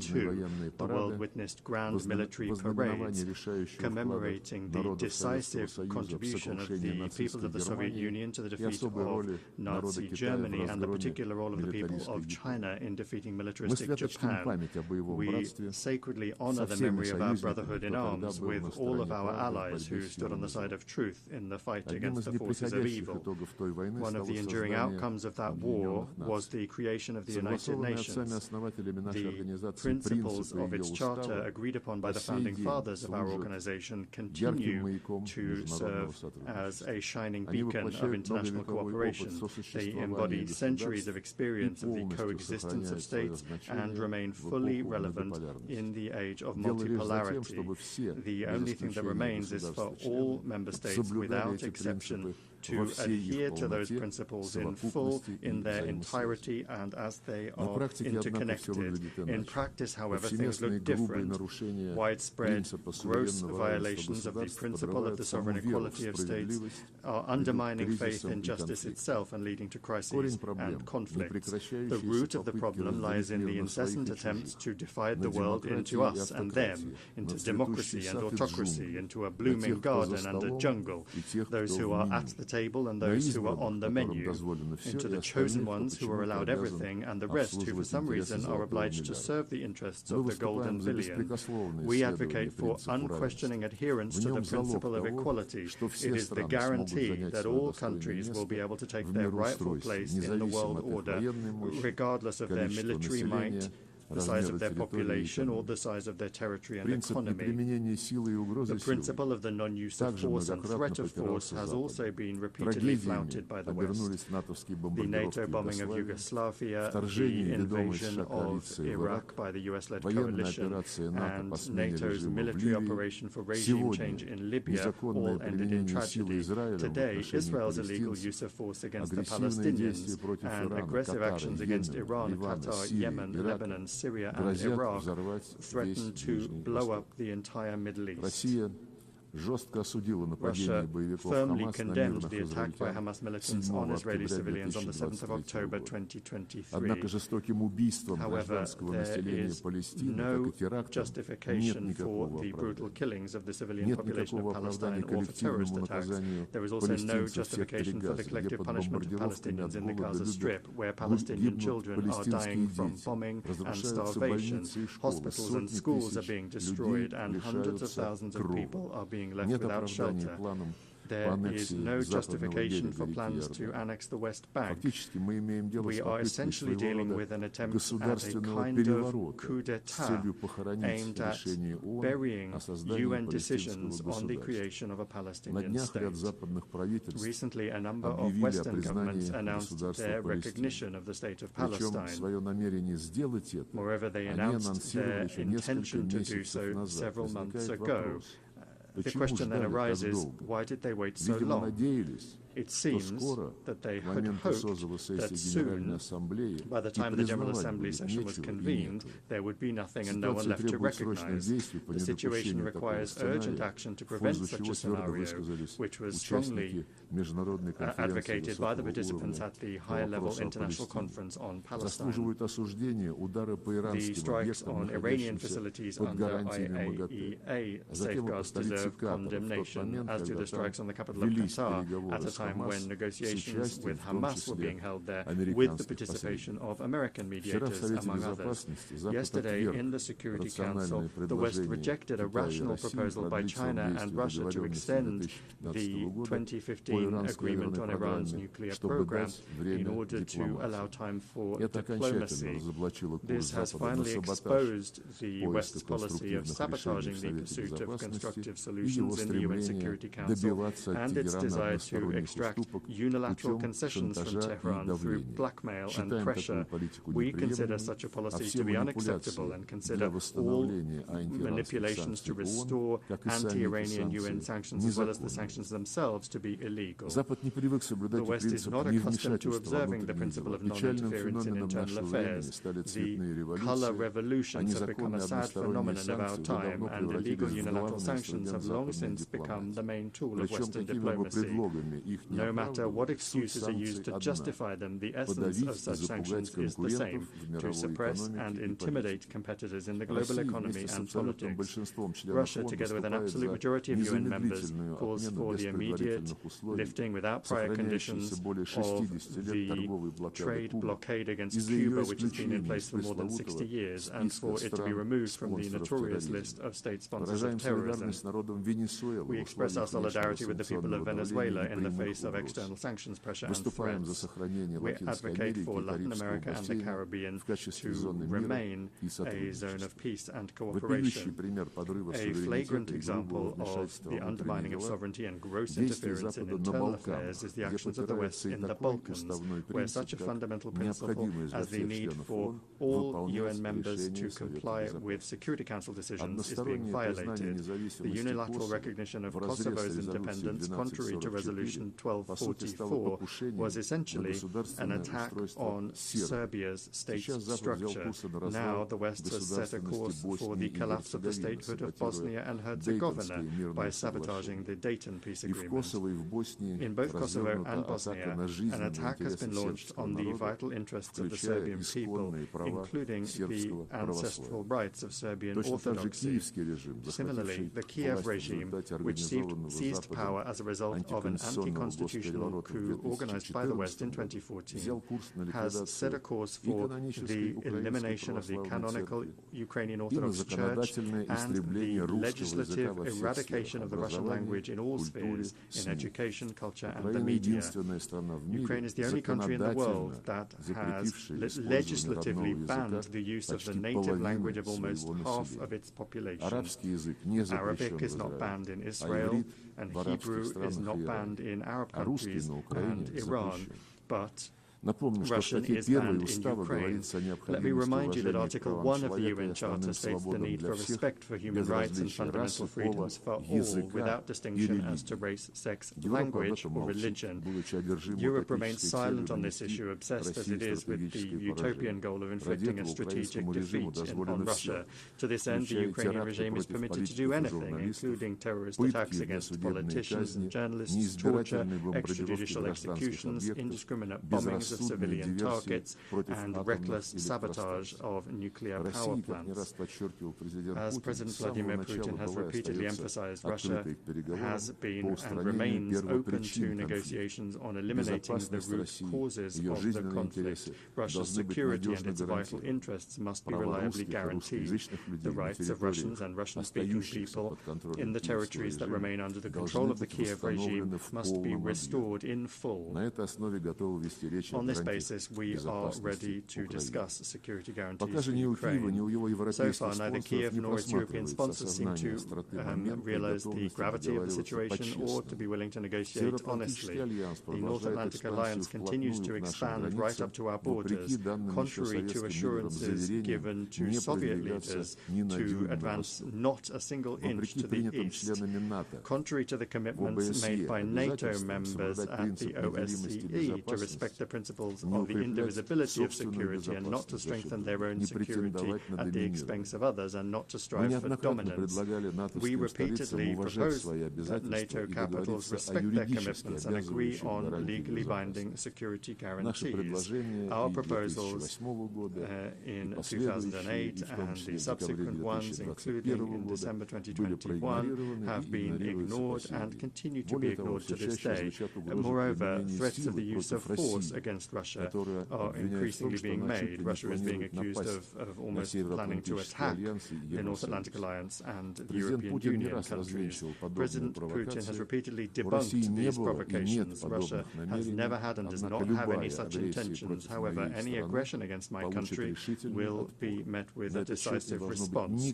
There should be no doubt about this among those in NATO and the EU, who not only are telling their voters that war with Russia is inevitable and are forcing them to tighten their belts, but are also openly talking about preparations for an attack on our Kaliningrad Oblast and other Russian territories.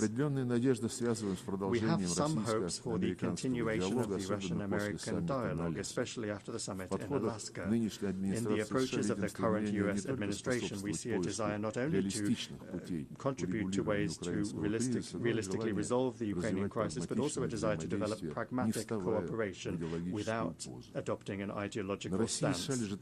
Russia and the U.S. bear a special responsibility for the state of affairs in the world and for avoiding risks that could plunge humanity into a new war. The maintenance of strategic stability is the aim of a new initiative by the Russian Federation that was put forward by President Putin on the 22nd of September. It concerns Russia's readiness to adhere to the central quantitative limits of the New START Treaty for 1 year after its expiry on the 5th of February 2026.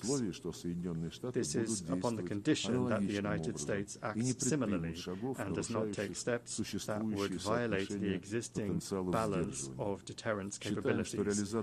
We believe that the implementation of our proposal would create the conditions necessary for avoiding a strategic arms race to maintain an acceptable level of predictability stability in the nuclear missile sphere and to improve the overall atmosphere in Russian and American relations. Colleagues, in December this year, we will mark the 65th anniversary of the adoption by the General Assembly of the Declaration on the Granting of Independence to Colonial Peoples and Countries. The decolonization process, with a leading role played by the Soviet Union, was a direct consequence of the realization of the right of nations to self-determination. The peoples of Africa and Asia refused to live under the yoke of the colonizers, just as after the coup d'etat in 2014 in Ukraine, Crimea, Donbass, and Novorossiya refused to submit to the Kiev neo-Nazi regime that had illegally seized power.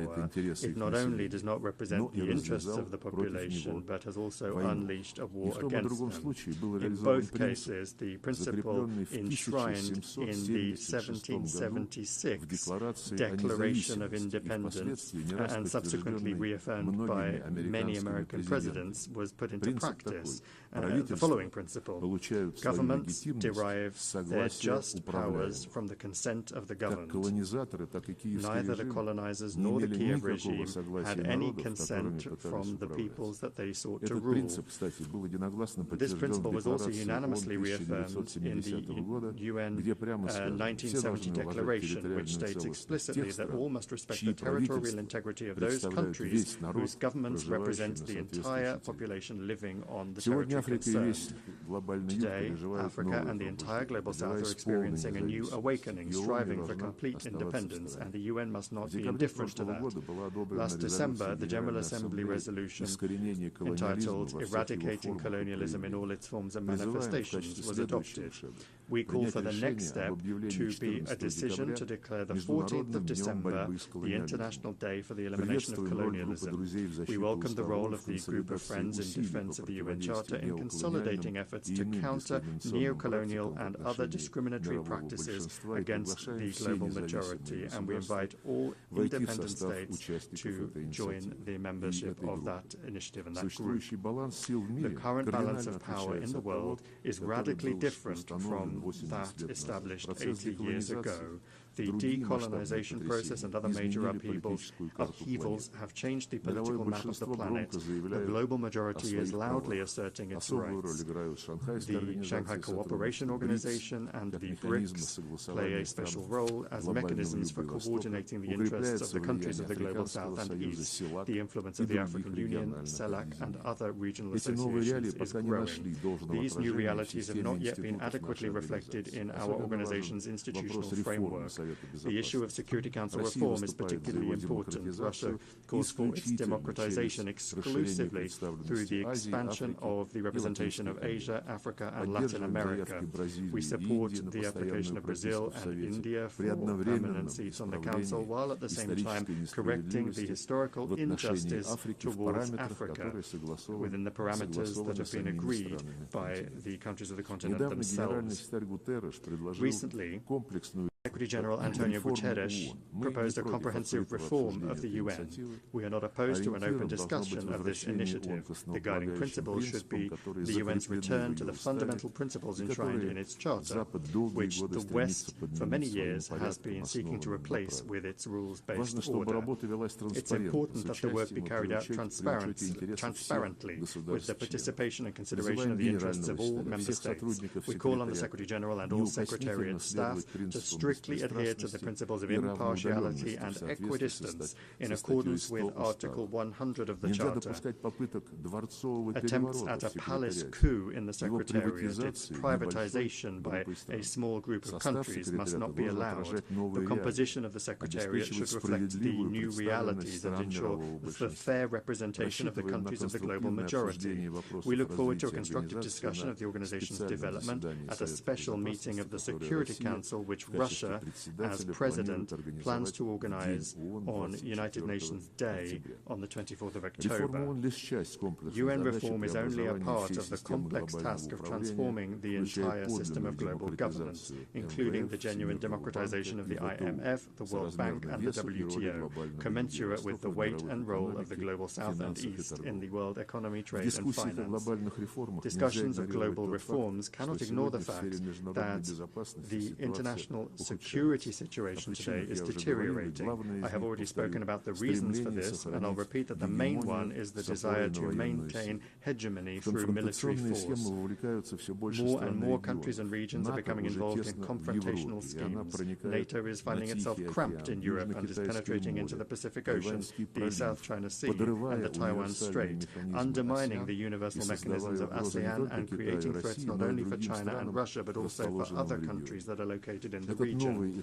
This new stage of expansion is justified by NATO leadership with the slogan of the indivisibility of Euro-Atlantic and Indo-Pacific security, and they're trying to use this slogan to surround the whole of Eurasia with a military ring. Russia and its like-minded partners are offering a constructive alternative to this dangerous course, to build in Eurasia an architecture of equal and indivisible security, not just for NATO members and their allies, but for all countries and associations on the continent without exception, including the SCO, the CIS, ASEAN, the EAEU, CSTO, the Gulf Cooperation Council, and others. To this end, Belarus and Russia, as partners in the Union State, are proposing the development of a Eurasian Charter of Diversity and Multipolarity in the 21st century. A truly continent-wide process is unavoidable after the West's behavior has rendered the Euro-Atlantic security model based on NATO, the EU, and the OSCE meaningless. We see no prospects for restoring this model in Europe in its former form, as some European capitals have suddenly started to contemplate. When talking about the future, we must not forget the lessons of the past, especially in a situation where Nazism is rearing its head again in Europe and militarization is gaining momentum under the same anti-Russian slogans. This is all the more alarming given that a number of politicians in power in Brussels and in some capitals of EU and NATO countries are seriously beginning to talk about a third world war as a likely scenario. These figures are undermining any efforts to find a fair balance of interests among all of the members of the international community by trying to impose their unilateral approaches on everyone else in gross violation of the key charter requirement, which I have repeatedly mentioned already, that is the respect for the sovereign equality of states. It is this equality which is the foundation for the objectively emerging multipolarity. Russia is not agitating for revolution against anyone. Our country has suffered more than others from revolutions. We are simply calling on member states and the Secretariat's leadership to strictly adhere to all of the principles of the UN Charter without exception, without double standards. Only then will the legacy of the founding fathers of the UN not be squandered in vain. Thank you for your attention.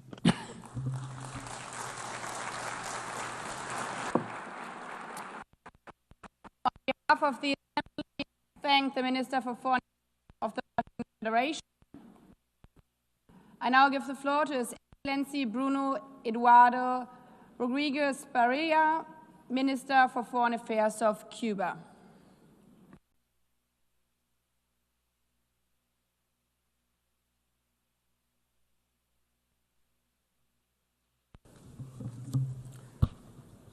Señora Presidenta de la Asamblea General, Madam President of the General Assembly, Secretary General, as we meet here, 2.2 million human beings in Gaza are condemned to hunger by the genocidal extermination and ethnic cleansing actions of the Zionist regime, which enjoys the military and financial supplies and the impunity guaranteed by the government of the United States. On behalf of the government and people of Cuba, I reiterate our firmest solidarity with the Palestinian people and with their just cause for freedom, independence, and an end to the Zionist occupation. If the Security Council por motivo del veto que Estados Unidos ejerce o amenaza con ejercer y no es capaz de tomar medidas efectivas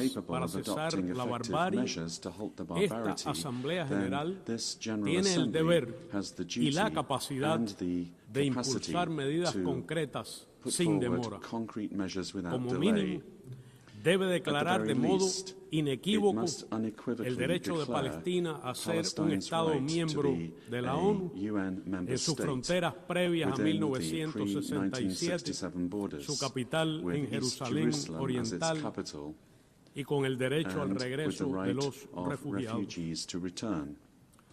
11 millones de personas, 3 millones de ellos niños, mueren cada año de hambre y enfermedades asociadas. La crisis climática está destruyendo naciones y vidas, devastando comunidades y economías. Un puñado de países y personas acumula más riqueza que la gran mayoría de todos nuestros países juntos. Las colosales desigualdades frenan e impiden el desarrollo sostenible. No ha habido una respuesta global eficaz a los graves desafíos actuales. No podría haberla porque el orden mundial vigente refleja una era pasada cuando la mayoría de los países en desarrollo ni siquiera existían como estados independientes. Hace 80 años, la ONU se fundó con apenas 51 estados miembros. Hoy somos 193. La prioridad más urgente es crear un nuevo orden internacional que garantice la paz, el derecho al desarrollo, la igualdad soberana, la participación y representación de los países en desarrollo en las decisiones de política a nivel global, que proporcione el bien común y la prosperidad en armonía con la naturaleza y asegure el ejercicio de todos los derechos humanos a todas las personas. Aspiremos a una nueva coexistencia civilizada en la que prevalezcan la solidaridad, la cooperación internacional y el arreglo pacífico de controversias como alternativas a la guerra, al uso de la fuerza, la agresión, la ocupación, una nueva coexistencia opuesta a las aspiraciones de dominación y hegemonismo unipolares, un orden sin bloqueos ni medidas coercitivas unilaterales, basado en el multilateralismo y con pleno respeto a la Carta de las Naciones Unidas y el derecho internacional. Aún con sus limitaciones, Naciones Unidas sigue siendo la instancia más representativa de la comunidad internacional. Tenemos el deber de protegerla y fortalecerla en su esencia intergubernamental, en sus bases democráticas que no pueden diluirse en agendas generalizadoras sujetas a prioridades y reglas caprichosas impuestas por quien aporta el mayor financiamiento. Es necesario resaltar el papel central de la Asamblea General como su órgano más democrático y representativo. La iniciativa ONU 80, lanzada por el secretario general, debe tener como objetivo principal fortalecer el carácter intergubernamental de las Naciones Unidas y su capacidad para enfrentar mejor los retos acuciantes del presente. Es preciso rechazar la propuesta amenazante de una nueva doctrina a la que llaman paz mediante la fuerza, que equivale a imponer a todos la voluntad arbitraria del imperialismo estadounidense con el uso de la amenaza, la coerción y la agresión. Es una doctrina concebida para satisfacer las ambiciones de un poderío unipolar ya en declive, que responde además a los intereses de las grandes corporaciones transnacionales a costa de los derechos de naciones soberanas y sus pueblos y de los valores sobre los que se edificó esta organización. En el Mar Caribe se cierne hoy la amenaza de la guerra con un despliegue naval y aéreo extraordinario de carácter ofensivo, absolutamente injustificado, con misiles y medios de desembarco y asalto y submarinos nucleares. Se lanzan misiles balísticos de prueba con capacidad nuclear. Estados Unidos esgrime el pretexto del combate al crimen y el tráfico de narcóticos, leyenda en la que nadie en esta sala cree. El ataque y destrucción de lanchas sin identificación, origen o destino conocido. El asesinato o ejecución extrajudicial de civiles, la intercepción de embarcaciones o buques pesqueros y las acciones agresivas de Estados Unidos generan una coyuntura peligrosa que viola el derecho internacional, amenaza la paz y la seguridad regionales. Reafirmamos nuestro enérgico rechazo a las amenazas de agresión contra Venezuela y nuestro total apoyo al gobierno bolivariano y chavista de esa hermana nación latinoamericana y caribeña y a la Unión Popular Militar encabezada por el legítimo presidente Nicolás Maduro Moros. Repudiamos la doctrina Monroe y todo intento de militarización, intervención o dominación imperialista en la América Latina y el Caribe, proclamada como zona de paz en enero de 2014 en La Habana, con la firma de los jefes de Estado y Gobierno de la Comunidad de Estados Latinoamericanos y Caribeños. La acelerada carrera armamentista entraña una competencia en el campo de la muerte y la destrucción, con el empleo de extraordinarios recursos financieros y materiales que podrían destinarse a la mitigación de la pobreza, el desarrollo y la cooperación. Entre tanto, las magras metas de la Agenda 2030 no podrán cumplirse. Se ignoran los compromisos de ayuda oficial al desarrollo y disminuye el financiamiento para el enfrentamiento del cambio climático. En 1960, ante esta propia Asamblea, el líder histórico de la Revolución Cubana, Fidel Castro Ruz, señaló, y cito: desaparezca la filosofía del despojo y habrá desaparecido la filosofía de la guerra. Señora Presidenta, el cambio climático avanza inexorable y rápidamente. Los primeros 6 meses de este año han sido los más cálidos que se hayan registrado. El pasado año había sido ya el de más altas temperaturas. Desde esta propia tribuna, hoy incluso se cuestiona a la ciencia y a décadas de trabajo colectivo para proteger el planeta.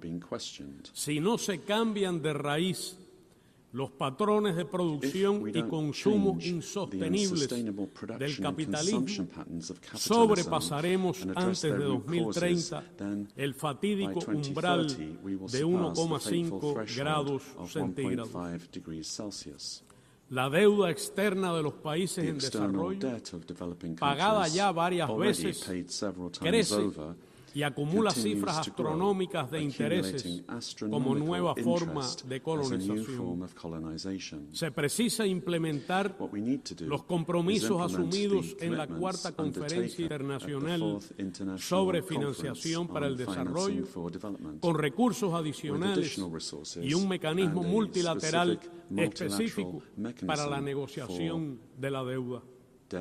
Sufrimos las consecuencias de la poderosa dominación cultural en una era en que la tecnología digital impacta nuestras vidas de forma cada vez más acelerada e integral. unas pocas transnacionales, casi todas estadounidenses, imponen sus sistemas operativos y controlan los contenidos que se ven, se leen, se escuchan y manipulan la conducta humana. Sufrimos la dictadura del algoritmo. Necesitamos establecer en la ONU cuanto antes normas comunes para liberar el potencial transformador de las nuevas tecnologías, especialmente de la inteligencia artificial, en beneficio de todos, atenuando al mismo tiempo los riesgos. Además de los retos que Cuba enfrenta, derivados de su condición de pequeño estado insular en desarrollo, nuestro país sufre el impacto devastador y acumulado de la política de hostilidad y asfixia económica impuesta por los Estados Unidos desde hace más de 6 décadas. El bloqueo contra Cuba persiste y se endurece en extremo. Se trata de una verdadera guerra económica abarcadora y prolongada, dirigida a privar a los cubanos de sus medios de vida y sostenibilidad, de su existencia como pueblo solidario, culto y alegre. Miente deliberadamente quien se atreva a afirmar lo contrario. Los propios promotores de esa guerra se ufanan de su efecto destructivo y de su capacidad para golpear desde cualquier rincón del planeta el nivel de vida de todo un pueblo. La agresión ha escalado a niveles sin precedentes en los últimos 8 años, incluidas acciones de persecución y presión económica sobre terceros, los estados que ustedes representan y que son cada vez más elaboradas, quirúrgicas y extraterritoriales, provocan impedimentos múltiples y extraordinarios a la actividad productiva, comercial, financiera y para los servicios y políticas que garantizan la justicia social y la vida misma. Cuba encara hoy un grave escenario de cortes prolongados y diarios del servicio eléctrico, dificultades para costear los alimentos, insuficiente disponibilidad de medicamentos, depresión del transporte público, limitaciones en los servicios comunales e inflación pronunciada que deprime los ingresos reales. En 1960, el subsecretario de Estado Lester Mallory formuló el infame memorándum de coerción y bloqueo contra Cuba que ha guiado durante todos estos años y guía ahora la conducta del gobierno estadounidense. Decía textualmente, y cito, hay que emplear rápidamente todos los medios posibles para debilitar la vida económica de Cuba. Una línea de acción que logre los mayores avances en la privación a Cuba de dinero y suministros para reducirle sus recursos financieros y los salarios reales, provocar hambre, desesperación y el derrocamiento del gobierno. Fin de la cita. El secretario de Estado de los Estados Unidos es hoy la reencarnación de ese sujeto macabro. Señora Presidenta, Cuba es un país víctima del terrorismo y lo fue por décadas víctimas del terrorismo de Estado de los Estados Unidos. Durante años y aún hoy se organizan y financian contra nuestro país actos terroristas desde territorio estadounidense. Viven aquí tranquilamente y con absoluta impunidad, reconocidos perpetradores de actos horrendos de agresión contra el pueblo cubano, con un saldo de miles de muertes, de mutilados y cuantioso daño material. En cumplimiento de sus responsabilidades contra el terrorismo y con los esfuerzos de la ONU contra este flagelo, el gobierno cubano ha compartido oficialmente con el gobierno de Estados Unidos en años recientes los nombres y datos de 62 personas y 20 organizaciones que radican en este país que han sido responsables de actos violentos y terroristas y que desde este territorio aún participan en actos de esa naturaleza contra Cuba. No se ha recibido respuesta y se desconoce que las autoridades de los Estados Unidos hayan tomado acción alguna contra ninguno de ellos. Resulta cínico que el gobierno de Estados Unidos, con fines de coerción política y económica, califique a Cuba como Estado patrocinador del terrorismo. Calumnia que no comparte esta organización ni ningún otro de sus Estados miembros.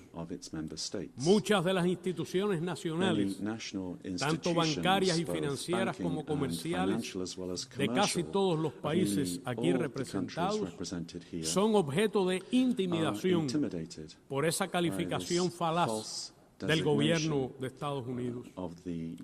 Con motivo de ella, muchas veces sus bancos eluden relacionarse con entidades cubanas, ofrecernos créditos, respaldar nuestra actividad comercial o canalizar nuestras transferencias bancarias.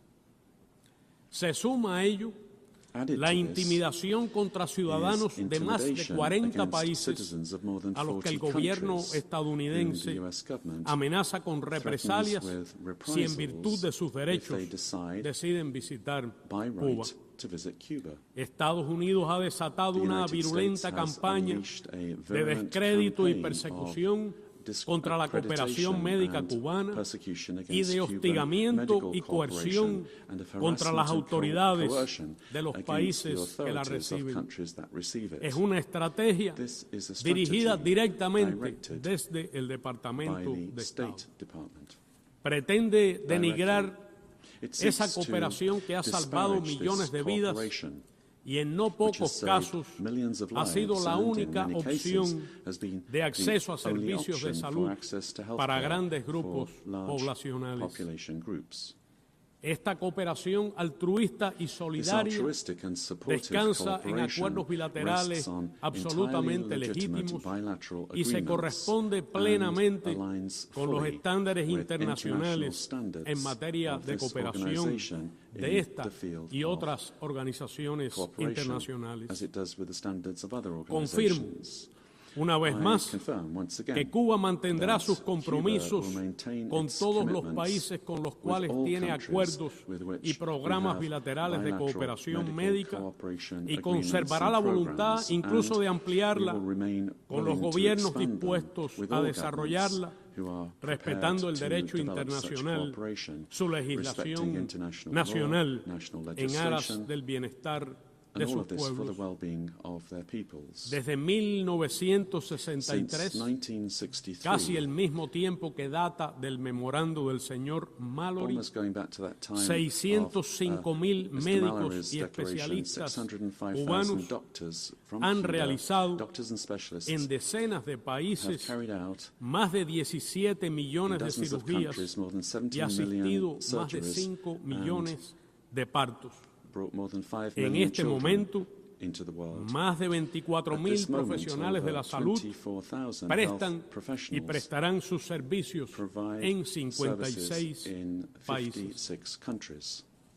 La agresión contra Cuba se refuerza con una potente maquinaria de desestabilización que desde territorio estadounidense y con financiamiento del presupuesto federal de este país impone una ofensiva dirigida a alterar la tranquilidad ciudadana, promover actos de violencia, desorientar a la población y desacreditar a nuestro país. Se trata de una estrategia de guerra no convencional que combina la manipulación emocional con la intoxicación informativa para tratar de imponer un clima de desesperanza y desmovilización política. Frente a tan asimétrica embestida, la determinación de nuestro pueblo se fortalece. Estamos conscientes de los grandes desafíos que enfrentamos y de la necesidad de encaminar con creatividad y el concurso de todos la recuperación económica y fortalecer las conocidas y eficaces políticas sociales. El pasado mes de julio, el presidente Miguel Díaz-Canel describió, y cito, "No somos un accidente de la historia. Somos la lógica consecuencia de una historia de resistencia y rebeldía contra el abuso y la injusticia". Fin de la cita. No cejaremos en el empeño de construir nuestros sueños de un país socialista, mejor y más próspero para todos, sobre la base del orden constitucional elegido libremente por nuestro pueblo, que garantice la soberanía, la identidad nacional y cultural y refleje el sueño del apóstol José Martí, sintetizado en sus memorables aspiraciones, y cito, "El culto de los cubanos a la dignidad plena del hombre y conquistar toda la justicia". Hemos diseñado un programa de recuperación económica realista, adaptado a las condiciones muy peculiares y extraordinarias de nuestro país, conscientes de que debemos sobreponernos a los impactos demoledores del bloqueo, superar las deficiencias propias de la actual estructura económica y, cito, "cambiar todo lo que debe ser cambiado". Evitamos hacernos ilusiones, pero los resultados ya comienzan a sentirse a nivel macroeconómico, aunque aún no se reflejan en la vida cotidiana, ni las familias cubanas lo perciben. Cuba es una nación de paz. A pesar de todo el daño que nos ha provocado y provoca Estados Unidos, siempre hemos estado dispuestos a dialogar sin condicionamientos y a intentar avanzar hacia una relación respetuosa y civilizada con ese país, sin subordinación ni límites a nuestras prerrogativas soberanas. Ambos pueblos se beneficiarían de esa oportunidad. Vive aquí en Estados Unidos una cifra considerable de cubanos, muchos de los cuales hoy se sienten amenazados, puesto que los han traicionado vilmente los políticos que han hecho carrera, especialmente en Miami, y se han enriquecido supuestamente representándolos. Con la siembra perenne del odio y la manipulación política, estos políticos ahora respaldan por oportunismo las medidas xenófobas, racistas y represivas de intimidación y represalia que injustamente se aplican contra ellos. Así ocurre particularmente en el Departamento de Estado. No puede olvidarse que la inmensa mayoría de los cubanos han llegado a este país durante más de 60 años, empujados por las condiciones que provoca el bloqueo y atraídos por el privilegio de leyes y prácticas políticamente motivadas de estímulo, acogida y protección, con independencia de si emigraban de modo regular o no. Señora Presidenta, Reafirmamos nuestro compromiso como país socio de los BRICS. Rechazamos la aplicación de medidas coercitivas unilaterales que buscan subyugar la voluntad soberana de los pueblos. Expresamos nuestro apoyo a Belarus, Nicaragua, Venezuela, Zimbabue, la República Popular Democrática de Corea, Irán, Rusia y otras naciones víctimas de ellas. Ratificamos nuestra solidaridad con el Gobierno de Reconciliación y Unidad Nacional de Nicaragua. Reiteramos nuestro apoyo al derecho inalienable del pueblo de Puerto Rico a la libre determinación e independencia. Las hermanas naciones del Caribe merecen un trato justo y diferenciado, así como reparaciones por los horrores del colonialismo y la esclavitud. La comunidad internacional tiene una gran responsabilidad con el pueblo haitiano. Mantenemos nuestra modesta cooperación en materia de salud con ese país hermano y Cuba se sumará a todo esfuerzo internacional para apoyarlo, basado en el respeto a su soberanía, sin imposiciones ni intervenciones militares. Respaldamos el derecho legítimo y soberano de Argentina sobre las Islas Malvinas, Sándwich del Sur, Georgias del Sur y sus espacios marítimos circundantes. Cuba continúa comprometida con la paz en Colombia y se solidariza hoy con el presidente Gustavo Petro. África, una de la humanidad y nuestra, siempre podrá contar con Cuba y la solidaridad de los cubanos. Respaldamos su justo reclamo a las reparaciones por los daños de la colonización.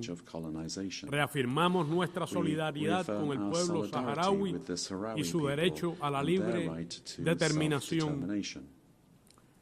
Reafirmamos nuestro apoyo al principio de una sola China.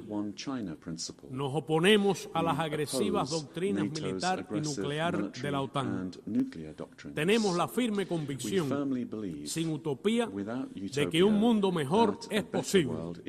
Creemos en el deber de luchar y trabajar para lograrlo.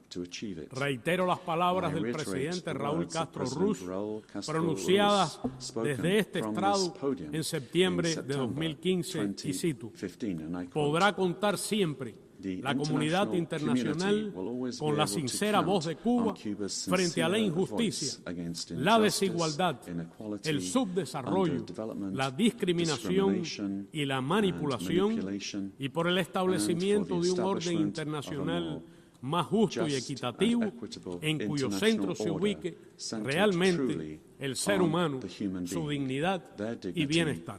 Muchas gracias.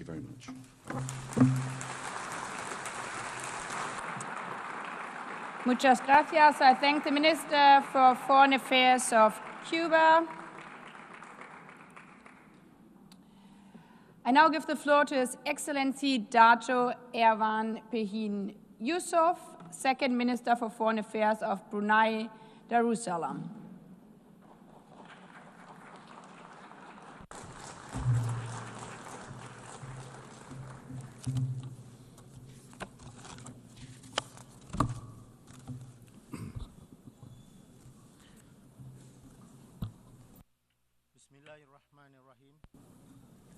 Madam President, Mr. Secretary General, Excellencies, ladies and gentlemen.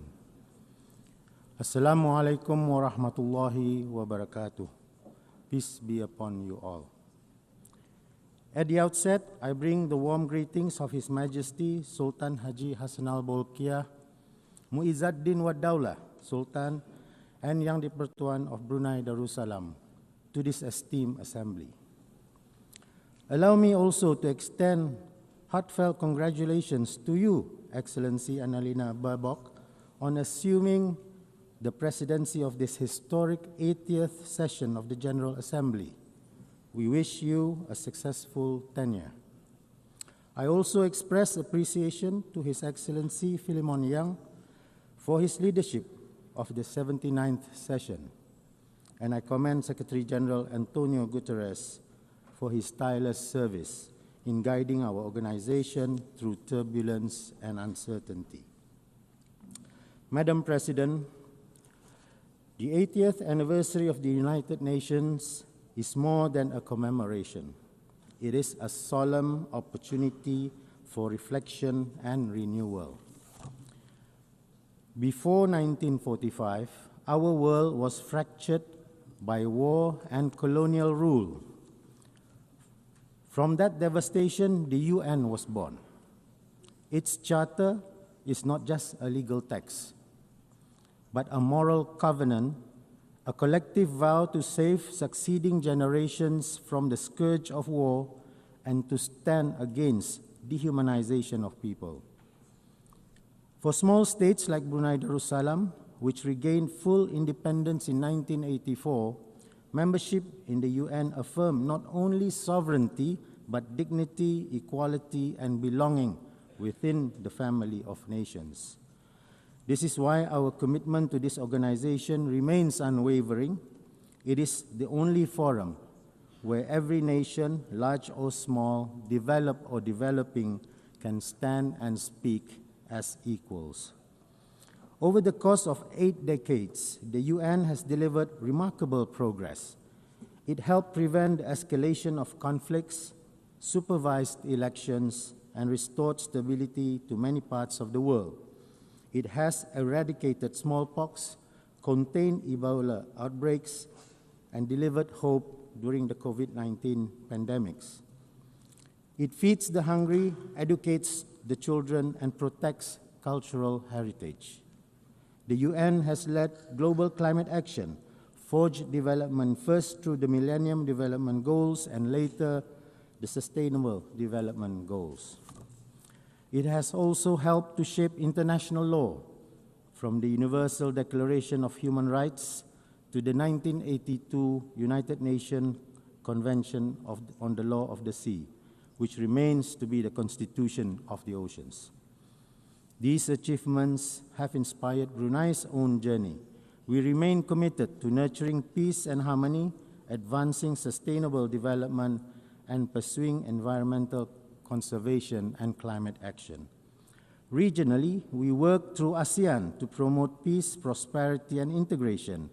We also engage beyond the region through our participation, among others, in APEC, FIALAC, the Belt and Road Initiatives, and the CPTPP to strengthen cooperation and enhance our development. Hosting the ASEAN Center for Climate Change reflects our determination and commitment to turn our climate ambitions into actions. Guided by the principles of the United Nations, even a small country like Brunei Darussalam has found a place in the world, contributing to peace through humanitarian aid and peacekeeping. In the past, we supported relief and reconstruction efforts in Aceh following the 2004 Indian Ocean tsunami, and participated in peace monitoring in Mindanao. Today, we continue this role through the observer teams led by Malaysia, which were deployed to monitor the ceasefire between Cambodia and Thailand. Additionally, we maintain our long-standing participation in the UN interim forces in Lebanon, where Bruneian women and men serve with dedication. Madam President, what the UN has achieved so far is not a minor feat. They are the very essence of our shared humanity. Yet, we would be dishonest to speak only of successes. The Security Council, the guardian of peace, has too often been paralyzed, restricted by veto, divided by interests, and mute in the face of grave injustice. Nowhere is this failure more glaring, more tragic than in Palestine. The inaction undermines not only the Council's credibility, but the very foundation of the United Nations. It reminds us why reform is not an option, but an urgent necessity. Brunei supports efforts to make the Security Council more representative, transparent, and accountable in its action, and to limit the use of veto towards its eventual elimination. Madam President, 80 years ago, after the horrors of the Second World War, humanity made a vow: never again. Never again to genocide. Never again to killing with impunity. Never again to silence in the face of atrocity. Yet today, in Gaza, we see actions that betray that vow. Indiscriminate bombings, forced displacements, collective punishments, and weaponization of food and medicine. Entire neighborhoods in Gaza has been reduced to rubble under the guise of security. Children are born under blockade. Water is undrinkable. Electricity is a luxury. Freedom is a dream.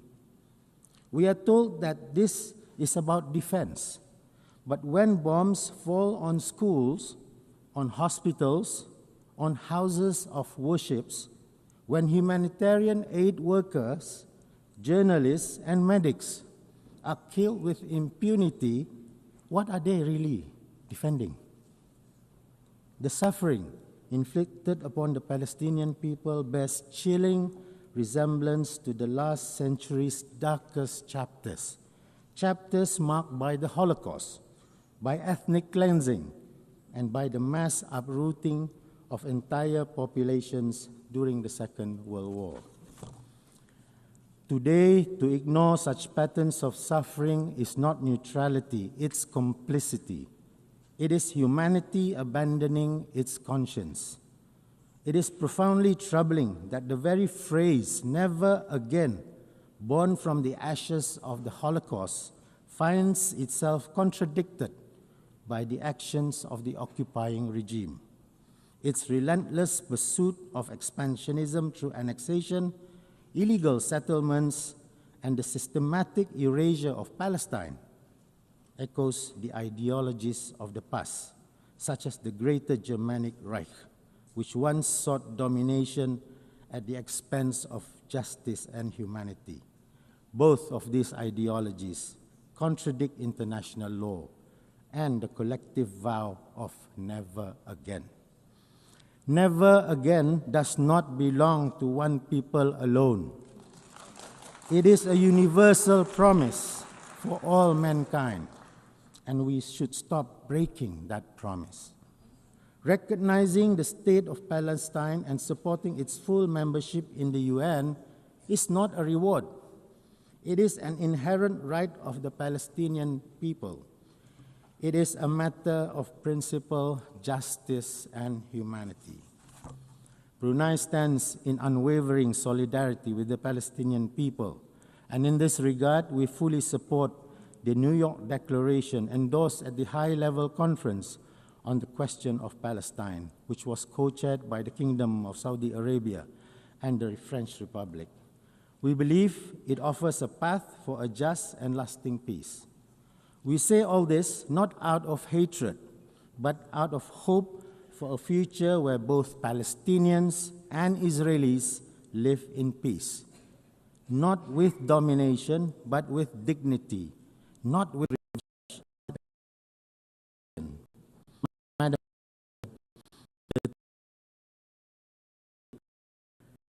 better together is more than a slogan. It means renewing faith in multilateralism. It means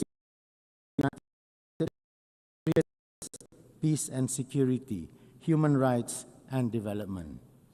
And it means embracing inclusivity, transparency, and respect. For small states, multilateralism is not an option. It is our lifeline. As we confront climate change, pandemics, inequality, and conflict, no nation can stand alone. Only together can we secure a peaceful, just, and sustainable world for generations that are yet to come. The United Nations at 80 is not only about history, it is about a promise to be better together, a promise to ensure no voice is silenced and no nation, regardless of its size, is left behind. And so, I end the speech by quoting the words of His Majesty, the Sultan and Yang di-Pertuan of Brunei Darussalam, spoken in this very hall last year during the Summit of the Future.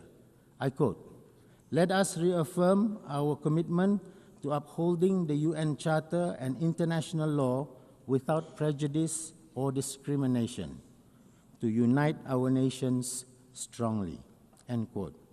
So let us reaffirm multilateralism, because the world is watching us, because the future is listening, and because together, only together, we will endure and keep the promise of never again. Thank you very much.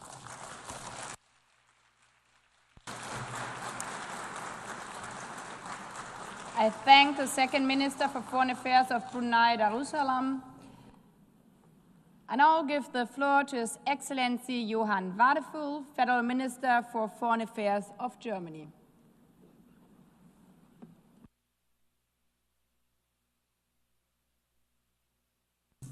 Madam President, it's a pleasure to see you and a pleasure to see you in this role. Excellencies, on December 10th, 1932, a friend picked up Albert Einstein and his wife at their house near Berlin. Together they traveled to the German port city of Bremen. Albert and Elsa Einstein boarded a ship to North America. He planned to accept a 3-month position as visiting professor at the California Institute of Technology. Albert Einstein, one of the greatest physicists of all time, would never return to Germany. Only weeks later, the Nazi Party came to power. Excellencies, this year marks 80 years since the San Francisco Conference and the founding of the United Nations. The Holocaust and the World War, started by Germany, taught us that the denial of human dignity destroys lives, nations, cultures. The founders of the UN believed that freedom was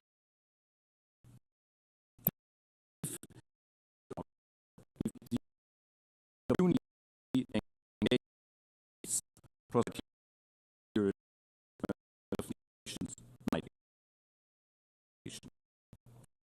Government for this opportunity. It also means we are particularly responsible for our United Nations. As Albert Einstein wrote in 1947, quote, "No international organization can destroy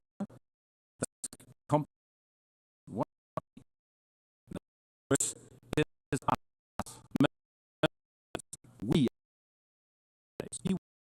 want the country again as a non-permanent member of the Security Council for 2027-28 term. So, at a time of unprecedented instability and upheaval, Sudan, neighboring countries, we are waiting the worst humanitarian catastrophe of time. Over 30 million people in need of humanitarian assistance. Over 12 million for loans. We all need to more.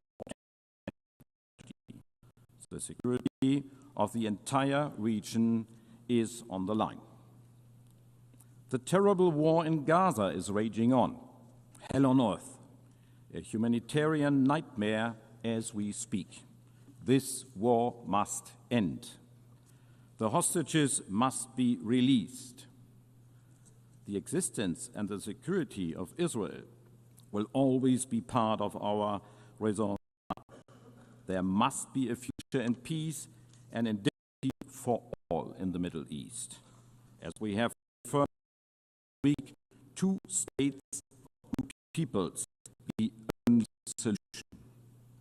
I commend those who continue to work tirelessly to peace, notably the United States of America. Iran has created and armed a network of malign processes stabilizing the region. In addition, it has for many years been engaged in a nuclear program which goes far beyond any possible civilian use. For us, imperative, Iran must never acquire a nuclear weapon. Since Iran clearly does not comply with its obligations under the Joint Comprehensive Plan of Action agreed to in 2015, we had no choice but to prepare the setback of sanctions. Following the vote by the Security Council yesterday, sanctions will be effective late today. But let me emphasize, we remain open to negotiations of a new agreement. Diplomacy can and should continue. Europe is waging a war in Ukraine. Ukraine did nothing to provoke, demonstrates the fundamental for rules of the UN Charter. All member states shall refrain from use of force against territorial of other state. A rule that permanent members of security will be a particular responsibility to uphold. And while our minds focus on current security and humanitarian crisis, we are aggravated by planetary of pollution, climate change, biodiversity loss. All of threaten more instability, more conflicts over resources, more lives and livelihoods. At AES, our cherished organization, pride of life and act of respect for international law. At this time, we set ourselves key objectives. These have been at the heart of Germany's work at the United Nations for decades and summarize our Security Council bid today: justice, peace, respect. Since joining the United Nations, we have been adamant justice means development. Where hunger persists, there can be no lasting peace, German Chancellor Willy Brandt said in his first address to the United Nations in 1973. Justice requires that clean water, education, to health. Germany's second contributed to the UN's largest of humanitarianism. We will continue to provide aid through well-established partners operating in line with humanitarian principles, including the UN. Through the people who report urgent call on Israel to enable safe humanitarian access. We support UNHCR's war on refugees in neighboring countries. Through UNHCR, we have supported countries in providing shelter, food and medical services for refugees. And we are investing in giving people a long-term perspective.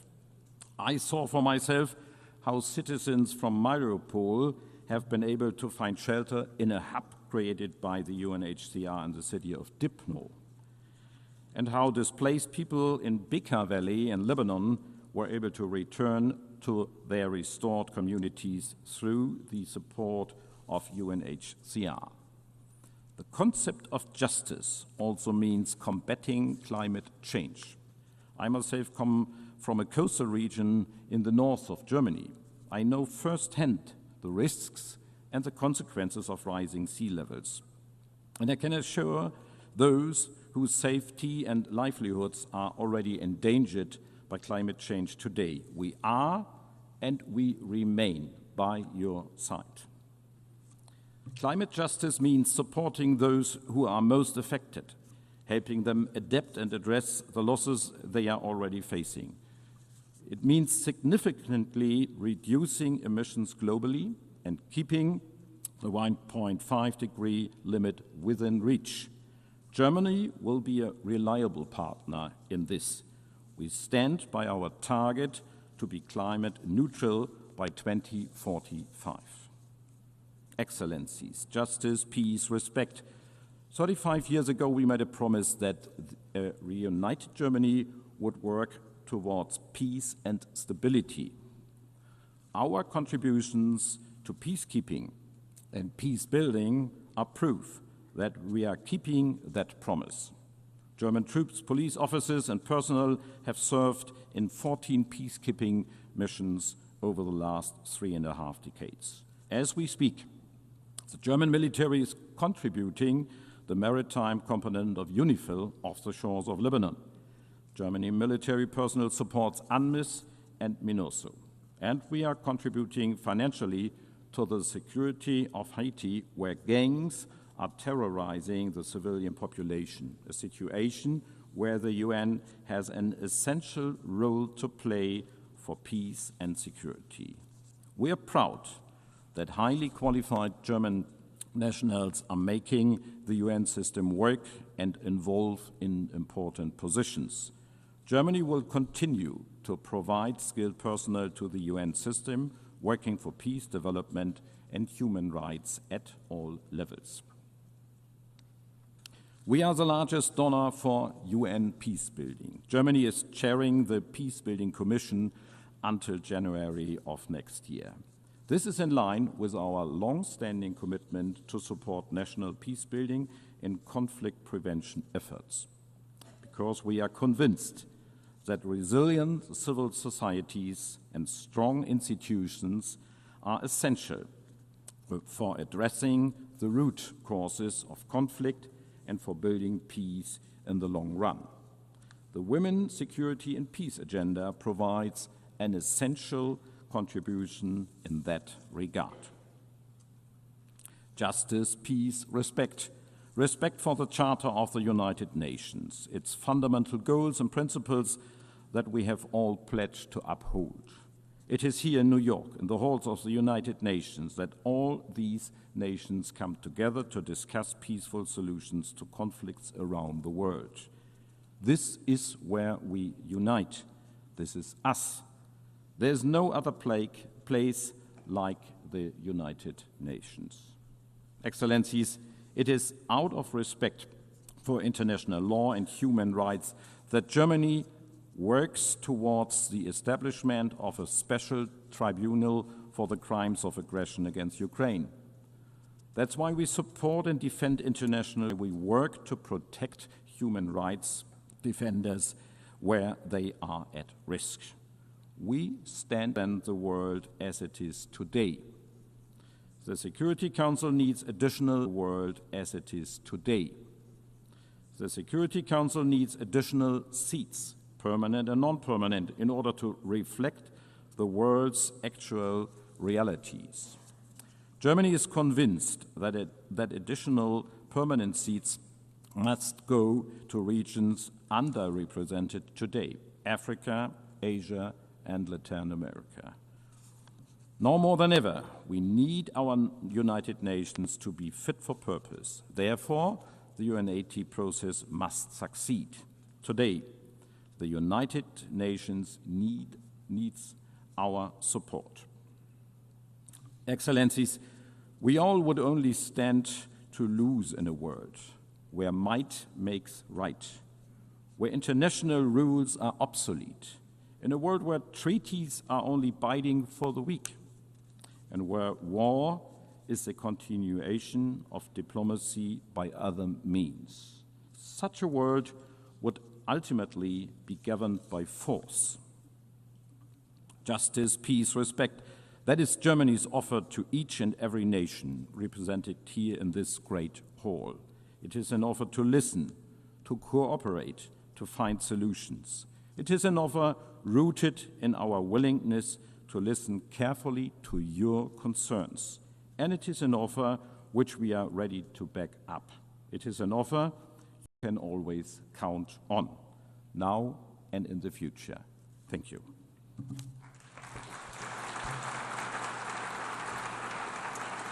I thank the Federal Minister for Foreign Affairs of Germany. I now give the floor to Her Excellency Thorgerður Katrín Gunnarsdóttir, Minister for Foreign Affairs of Iceland.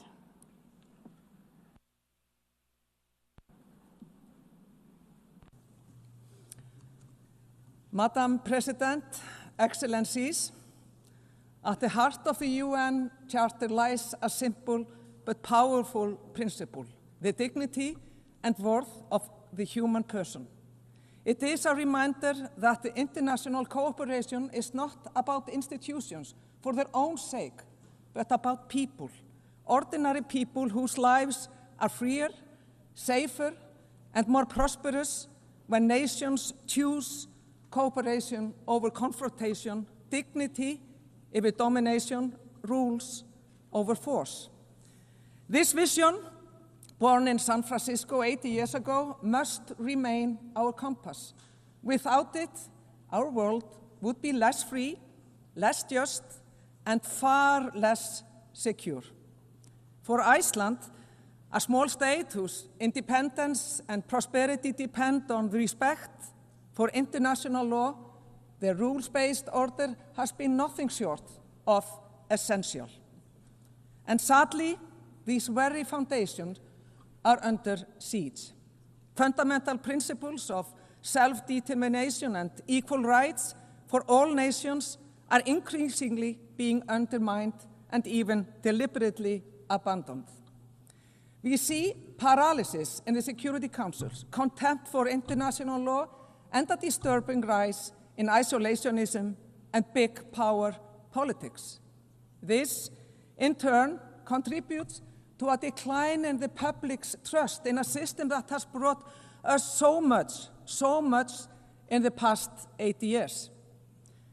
This erosion of the rules-based international order is deeply, deeply dangerous. A world not governed by rules will be a world where the strong impose their will and the weaker, they will pay the price. This may appeal to those who possess such power. There are clear indications that it does, but that is a world we cannot and should not accept. Madam President, Russia's full-scale invasion of Ukraine is not only a blatant violation of the UN Charter, it is a direct assault on this organization itself. And the fact that the aggressor sits on the Security Council entrusted with upholding peace is nothing short of obscene. Ukraine is not only bravely fighting for its independence and survival, but also defending the very, very values that the United Nations were founded upon: sovereignty, territorial integrity, and the right of all nations to live in peace and to live in freedom. Unfortunately, despite Ukraine's clear willingness and committed efforts by the United States and Europe, the path to peace has not advanced. As the past few weeks have shown, Russia does not want peace. Instead, the Kremlin accelerates brutal attacks on civilians and critical infrastructure in Ukraine. And meanwhile, Russia's provocations over Estonia, Poland, and Romania should be of concern to all nations. And let us be clear, Russia has no intention of ending this war. It escalates, it terrorizes, it tears children from their homes. Tens of thousands of Ukrainian children have been abducted, a heinous crime, an attack on Ukraine's very, very future. If the dignity and worth of the human person mean anything, it is that these children are returned immediately. To the people of Ukraine, I say, Iceland stands with you, not only out of solidarity, but also because you are on the front lines, defending a rules-based order where law prevails over brute force. You must, dear friends, have a just and lasting peace. Dear colleagues, we must speak with equal clarity about Gaza. We are witnessing now crimes against humanity and war crimes in broad daylight. What appears before us is systematic ethnic cleansing. This needs to end. We need an immediate ceasefire, full humanitarian access, and the unconditional release of all hostages. We need peace for all the innocent people. Iceland unequivocally condemned Hamas's gruesome terrorist attack on Israel October 7th. There is no justification for such brutality, nor the taking of hostages. But nothing, and I mean nothing, can justify the collective punishment of millions of Palestinians. Starvation, bombardment, forced displacement. These acts are cruel, they are inhumane, and they are illegal. There are children dying every day in Palestine. For the past 2 years, at least one child has been killed every hour in Gaza. Every single hour. Iceland recognized Israel in 1948 and Palestine in 2011. Our position remains clear. Both peoples have equal rights to self-determination. Lasting peace depends on it. A two-state solution where Israelis and Palestinians live side by side in peace and mutual recognition remains the only viable path to peace, even if many doubts its feasibility today. If we abandon it, we abandon hope itself. Extremists and spoilers on both sides have long stood in the way of peace. Hamas has no place in the future of Palestine. And when Israeli officials call for annexation or the expulsion of Palestinians, they are not defending Israel's security. They are not defending Israel's security. They are calling for violations of international law. And we call it what it is: hateful, illegal, and a direct obstacle to peace. President Russia's aggression in Ukraine, Israel's military operations in Gaza, as well as the horrific war in Sudan, are the starkest demonstrations of deeply troubling global trend. Growing disregard for international law and multilateral commitments. We are seeing this when it comes to international courts. The opinions of the International Court of Justice, ACJ, and the International Criminal Court has been defied and targeted with punitive measures. At a time when more accountability is most needed, the very institutions that were set up to exert that accountability, they are now being actively eroded. And it pains me to see friends partake in this. This is especially alarming for small states like my own, whose very existence depends on functioning system of international law and commitments. When the powerful abandon the rules, all nations are at risk. The same applies to arms control, disarmament, and non-proliferation, with troubling erosion of long-standing commitments and the weaponization of emerging disruptive technologies. We must also recognize new challenges, global corporations that transcend borders, shaping economies, technology, and also daily life without sufficient accountability. This is a reality without precedent, and one that demands also international responses. I implore all of you, not least those representing major powers, to think about this, to ponder what kind of world we actually want to live in. I, for one, know my mind in this respect. Madam President, human rights are not optional. They are not optional. They are universal, indivisible, and fundamental to peace and prosperity. It is a matter of pride for us that Iceland is seen as a global trailblazer in terms of gender equality.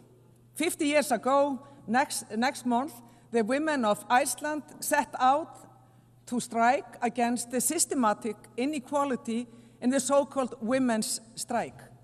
This set us on a path. But no country is perfect, however, and none has achieved full equality.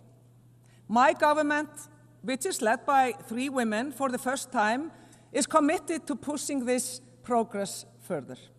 And on that topic, Iceland expects nothing less than to see the United Nations finally led by a woman when the next Secretary General takes office.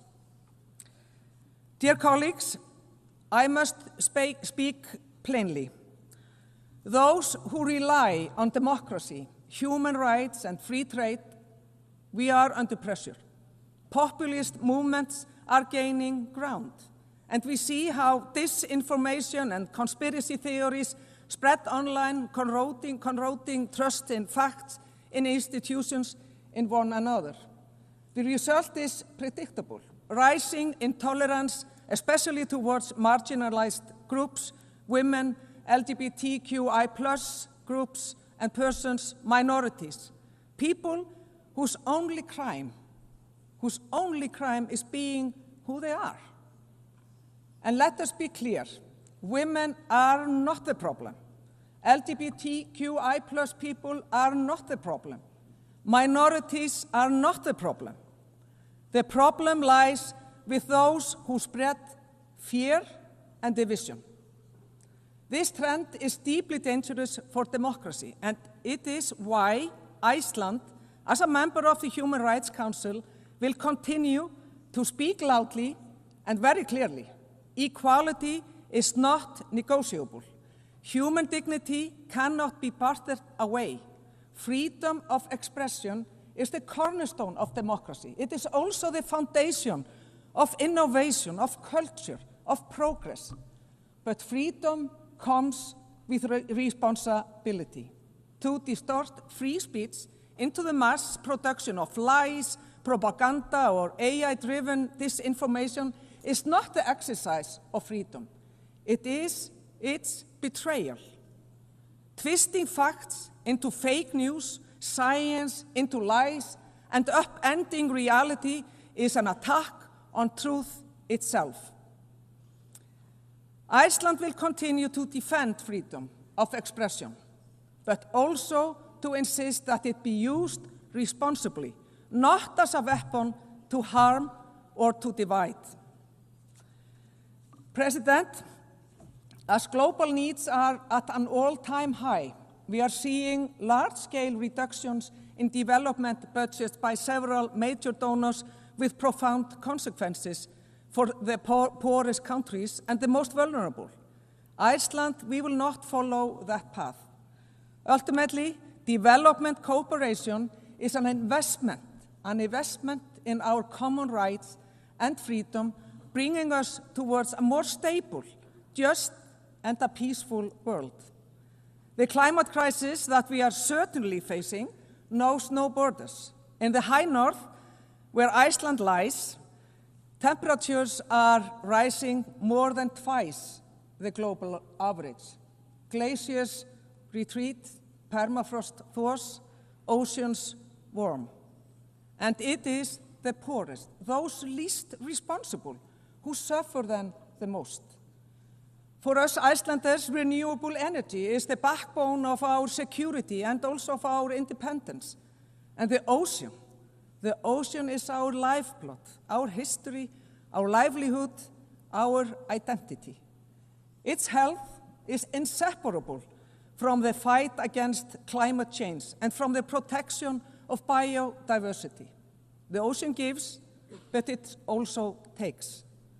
That shared understanding deepens our solidarity with small island states and others who are now on the front lines of sea level rise. Their reality must be faced by the entire UN membership together as a global family.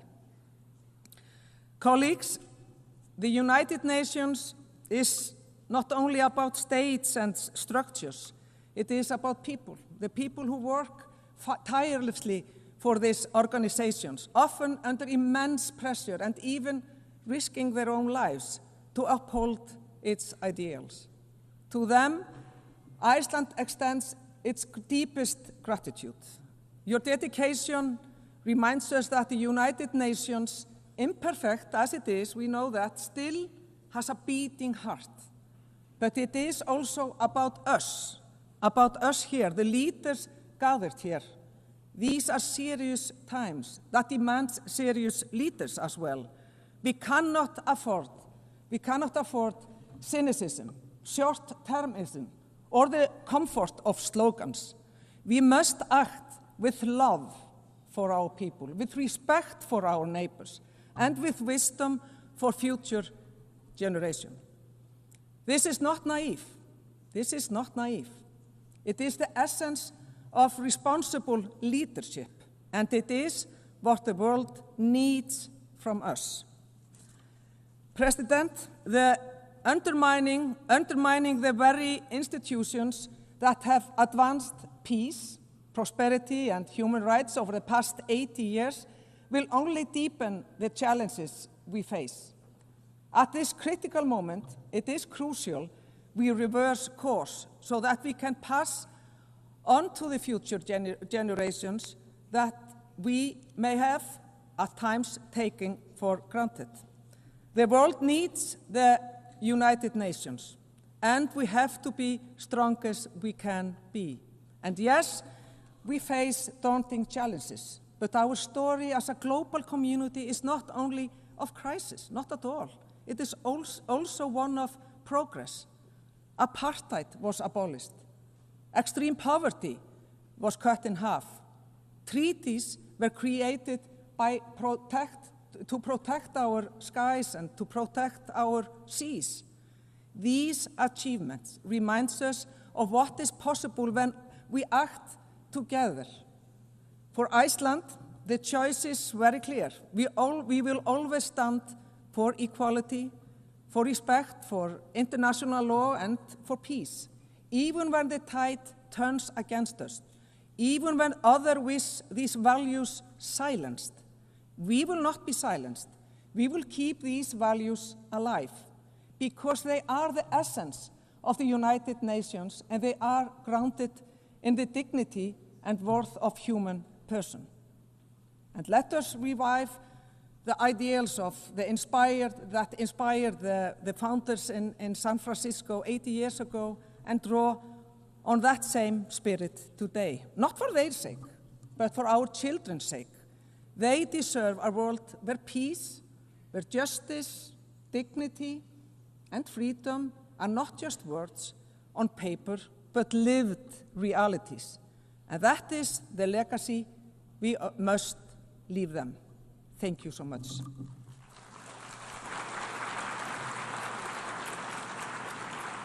I thank the Minister for Foreign Affairs of Iceland. I now give the floor to His Excellency Subramaniam Jaishankar, Minister for External Affairs of India.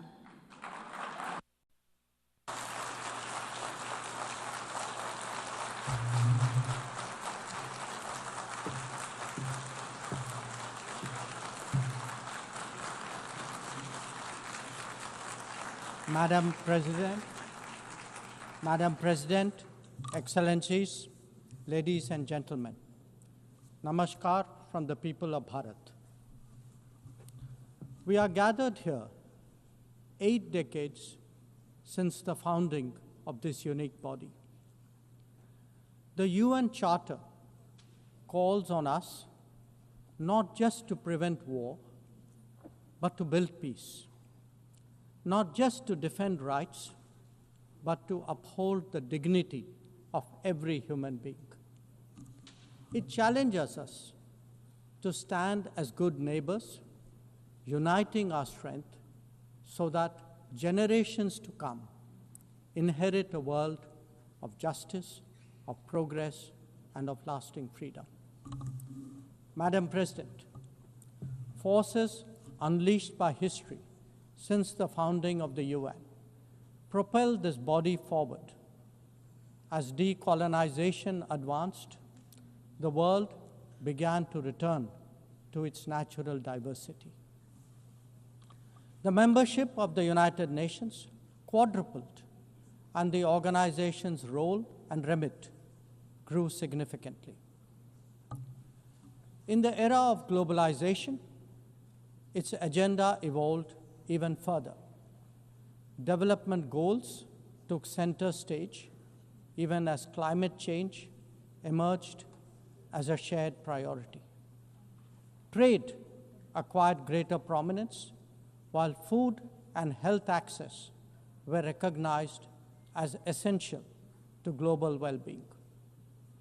Where security was concerned, the UN undertook peacekeeping operations and promoted disarmament discussions. As a result, the UN became a natural platform to debate key global issues. Madam President, we must ask ourselves today, how has the UN lived up to expectations? And just look at the state of the world. There are two significant conflicts underway, one in Ukraine and the other in the Middle East, West Asia. Innumerable other hotspots don't even make the news. The slow progress of the SDG Agenda 2030 presents a sorry picture. On climate change, the reality is of recirculated commitments and creative accounting. If climate action itself is questioned, what hope is there for climate justice? When a once-in-a-century pandemic hits us, we saw open discrimination in access to vaccines and to travel.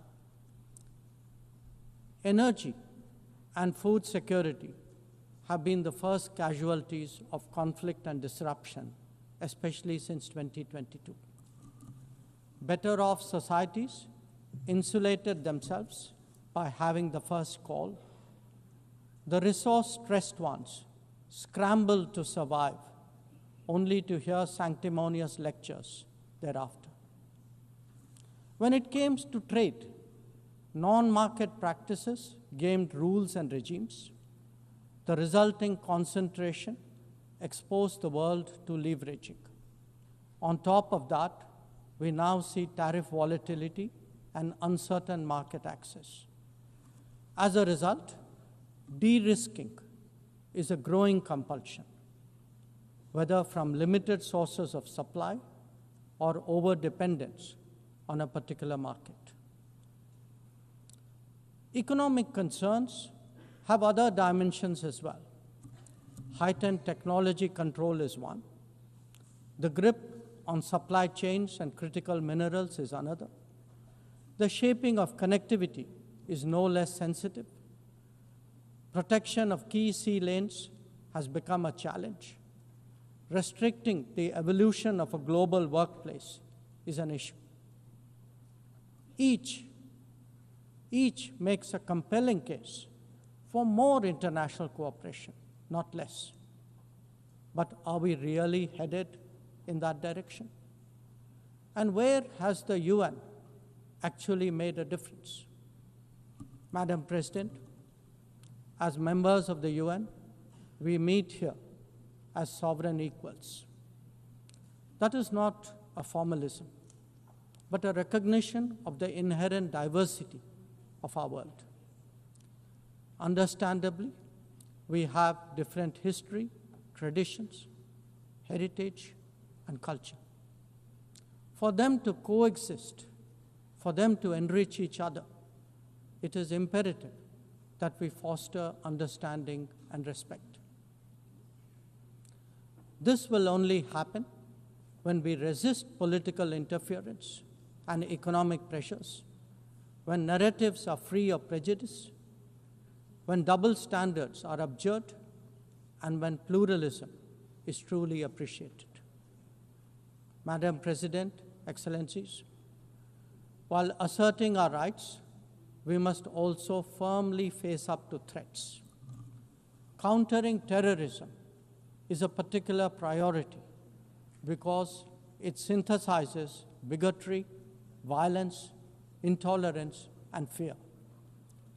India has confronted this challenge since independence, having a neighbor that is an epicenter of global terrorism.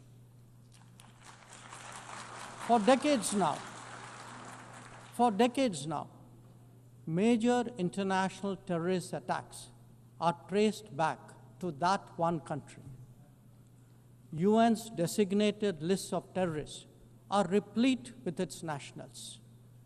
The most recent example of cross-border barbarism was the murder of innocent tourists in Pahalgam in April this year. India exercised its right to defend its people against terrorism and brought its organizers and perpetrators to justice. Because terrorism is a shared threat, Madam President, it is essential that there is much deeper international cooperation. When nations openly declare terrorism a state policy, when terror hubs operate on an industrial scale, when terrorists are publicly glorified, then such actions must be unequivocally condemned. The financing of terrorism must be choked, even as prominent terrorists are sanctioned. Relentless pressure must be applied on the entire terrorism ecosystem. Those who condone nations that sponsor terror will find that it comes back to bite them. Madam President, an objective report card will show that the UN is in a state of crisis. When peace is under threat from conflicts, when development is derailed by lack of resources, when human rights are violated by terrorism, the UN remains gridlocked. As its ability to forge common ground diminishes, belief in multilateralism also recedes. Central to the erosion of the UN's credibility has been resistance to reform. Most members strongly desire change, but the process is being made an obstacle to the outcome. It is imperative that we see through this cynicism and purposefully address the reform agenda. The historical injustice done to Africa should be redressed. Both permanent and non-permanent membership of the Council must be expanded. A reformed Council must be truly representative, and India stands ready to assume greater responsibilities. Madam President, today the predicament of the Global South is especially acute. Bharat, under the leadership of Prime Minister Narendra Modi, believes that it has both a duty to contribute and an obligation to motivate. That is why we have undertaken more than 600 major development projects in 78 countries, as well as innumerable community-based initiatives. They range from large infrastructure to small livelihoods, from capacity building to people's welfare, from concrete assets to education and training. Turbulent times require that we step forward during moments of crisis. India has been forthcoming in that regard, especially in its immediate vicinity. Whether it is finance, food, fertilizer, or fuel, we have responded to the urgent requirements of our neighbors. Madam President, climate events and conflicts have created a demand for HADR assistance. Reflecting our growing capabilities, Bharat has endeavored to be a first responder. Be it essential medicines or relief supplies, the operations of a field hospital or limb fitment camps, these efforts covered 19 nations last year. The people of Afghanistan and those of Myanmar saw India extend its hand during recent earthquakes. Our efforts at ensuring safe commerce, combating piracy, and preventing attacks on shipping in the Northern Arabian Sea also bear mention. And the Indian tradition of UN peacekeeping operations continues in the Democratic Republic of Congo, in Western Sahara, Central African Republic, Golan Heights, Cyprus, Lebanon, Abyei, South Sudan, and Somalia. To put it clearly, our soldiers ensure peacekeeping, our sailors protect maritime shipping, our security counters terrorism, our doctors and teachers facilitate human development the world over, our industry produces affordable products, our techies promote digitization, and our training facilities are open to the world. These remain the core of our foreign policy. Madam President, each one of us has the opportunity of contributing to peace and prosperity. In the case of conflicts, especially Ukraine and Gaza, even those not directly involved have felt its impact. Nations who can engage all sides must step up in the search for solutions. India calls for an end to hostilities and will support any initiative that will help restore peace.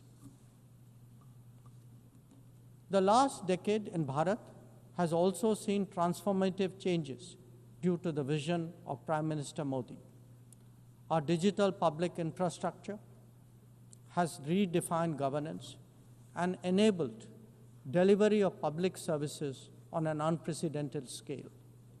Our startup ecosystem, innovation culture, and microfinance are changing the face of society.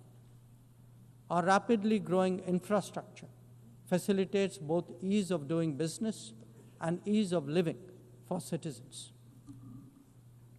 India remains committed to sharing its experiences and tools with others on their journey of development. Artificial intelligence as a horizontal and cross-cutting technology has a particular promise for development. India's approach is to harness it responsibly for human welfare. Inclusion and impact will be the watchwords for the summit that India will host in 2026.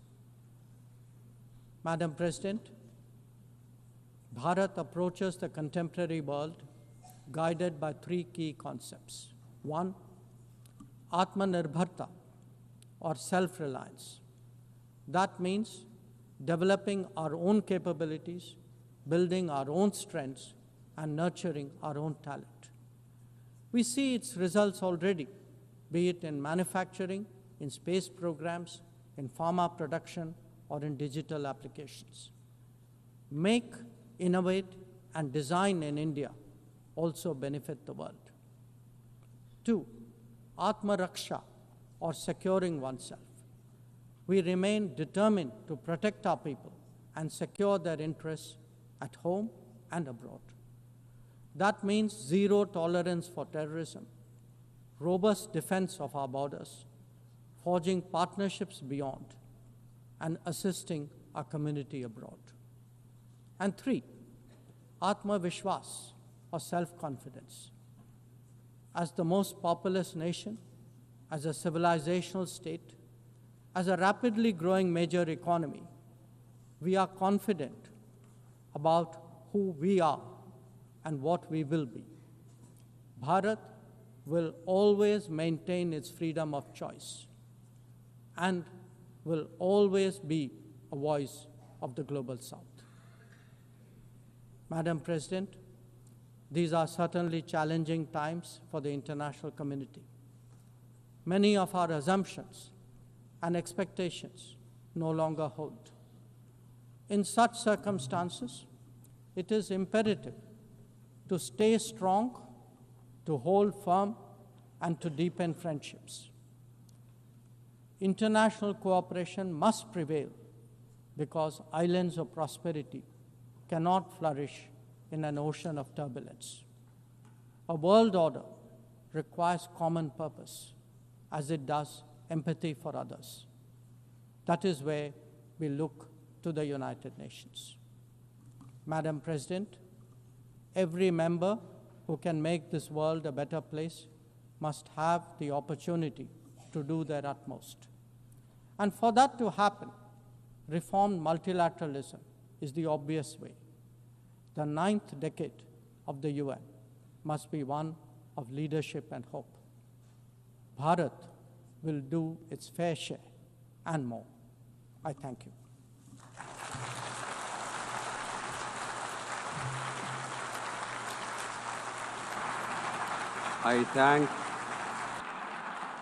I thank the Minister for External Affairs of India. والآن أعطي الكلمة لصاحب المعالي to His Excellency Badr Ahmed Mohammed Abdul Ati, Minister for Foreign Affairs, Immigration and Egyptian Expatriates of Egypt.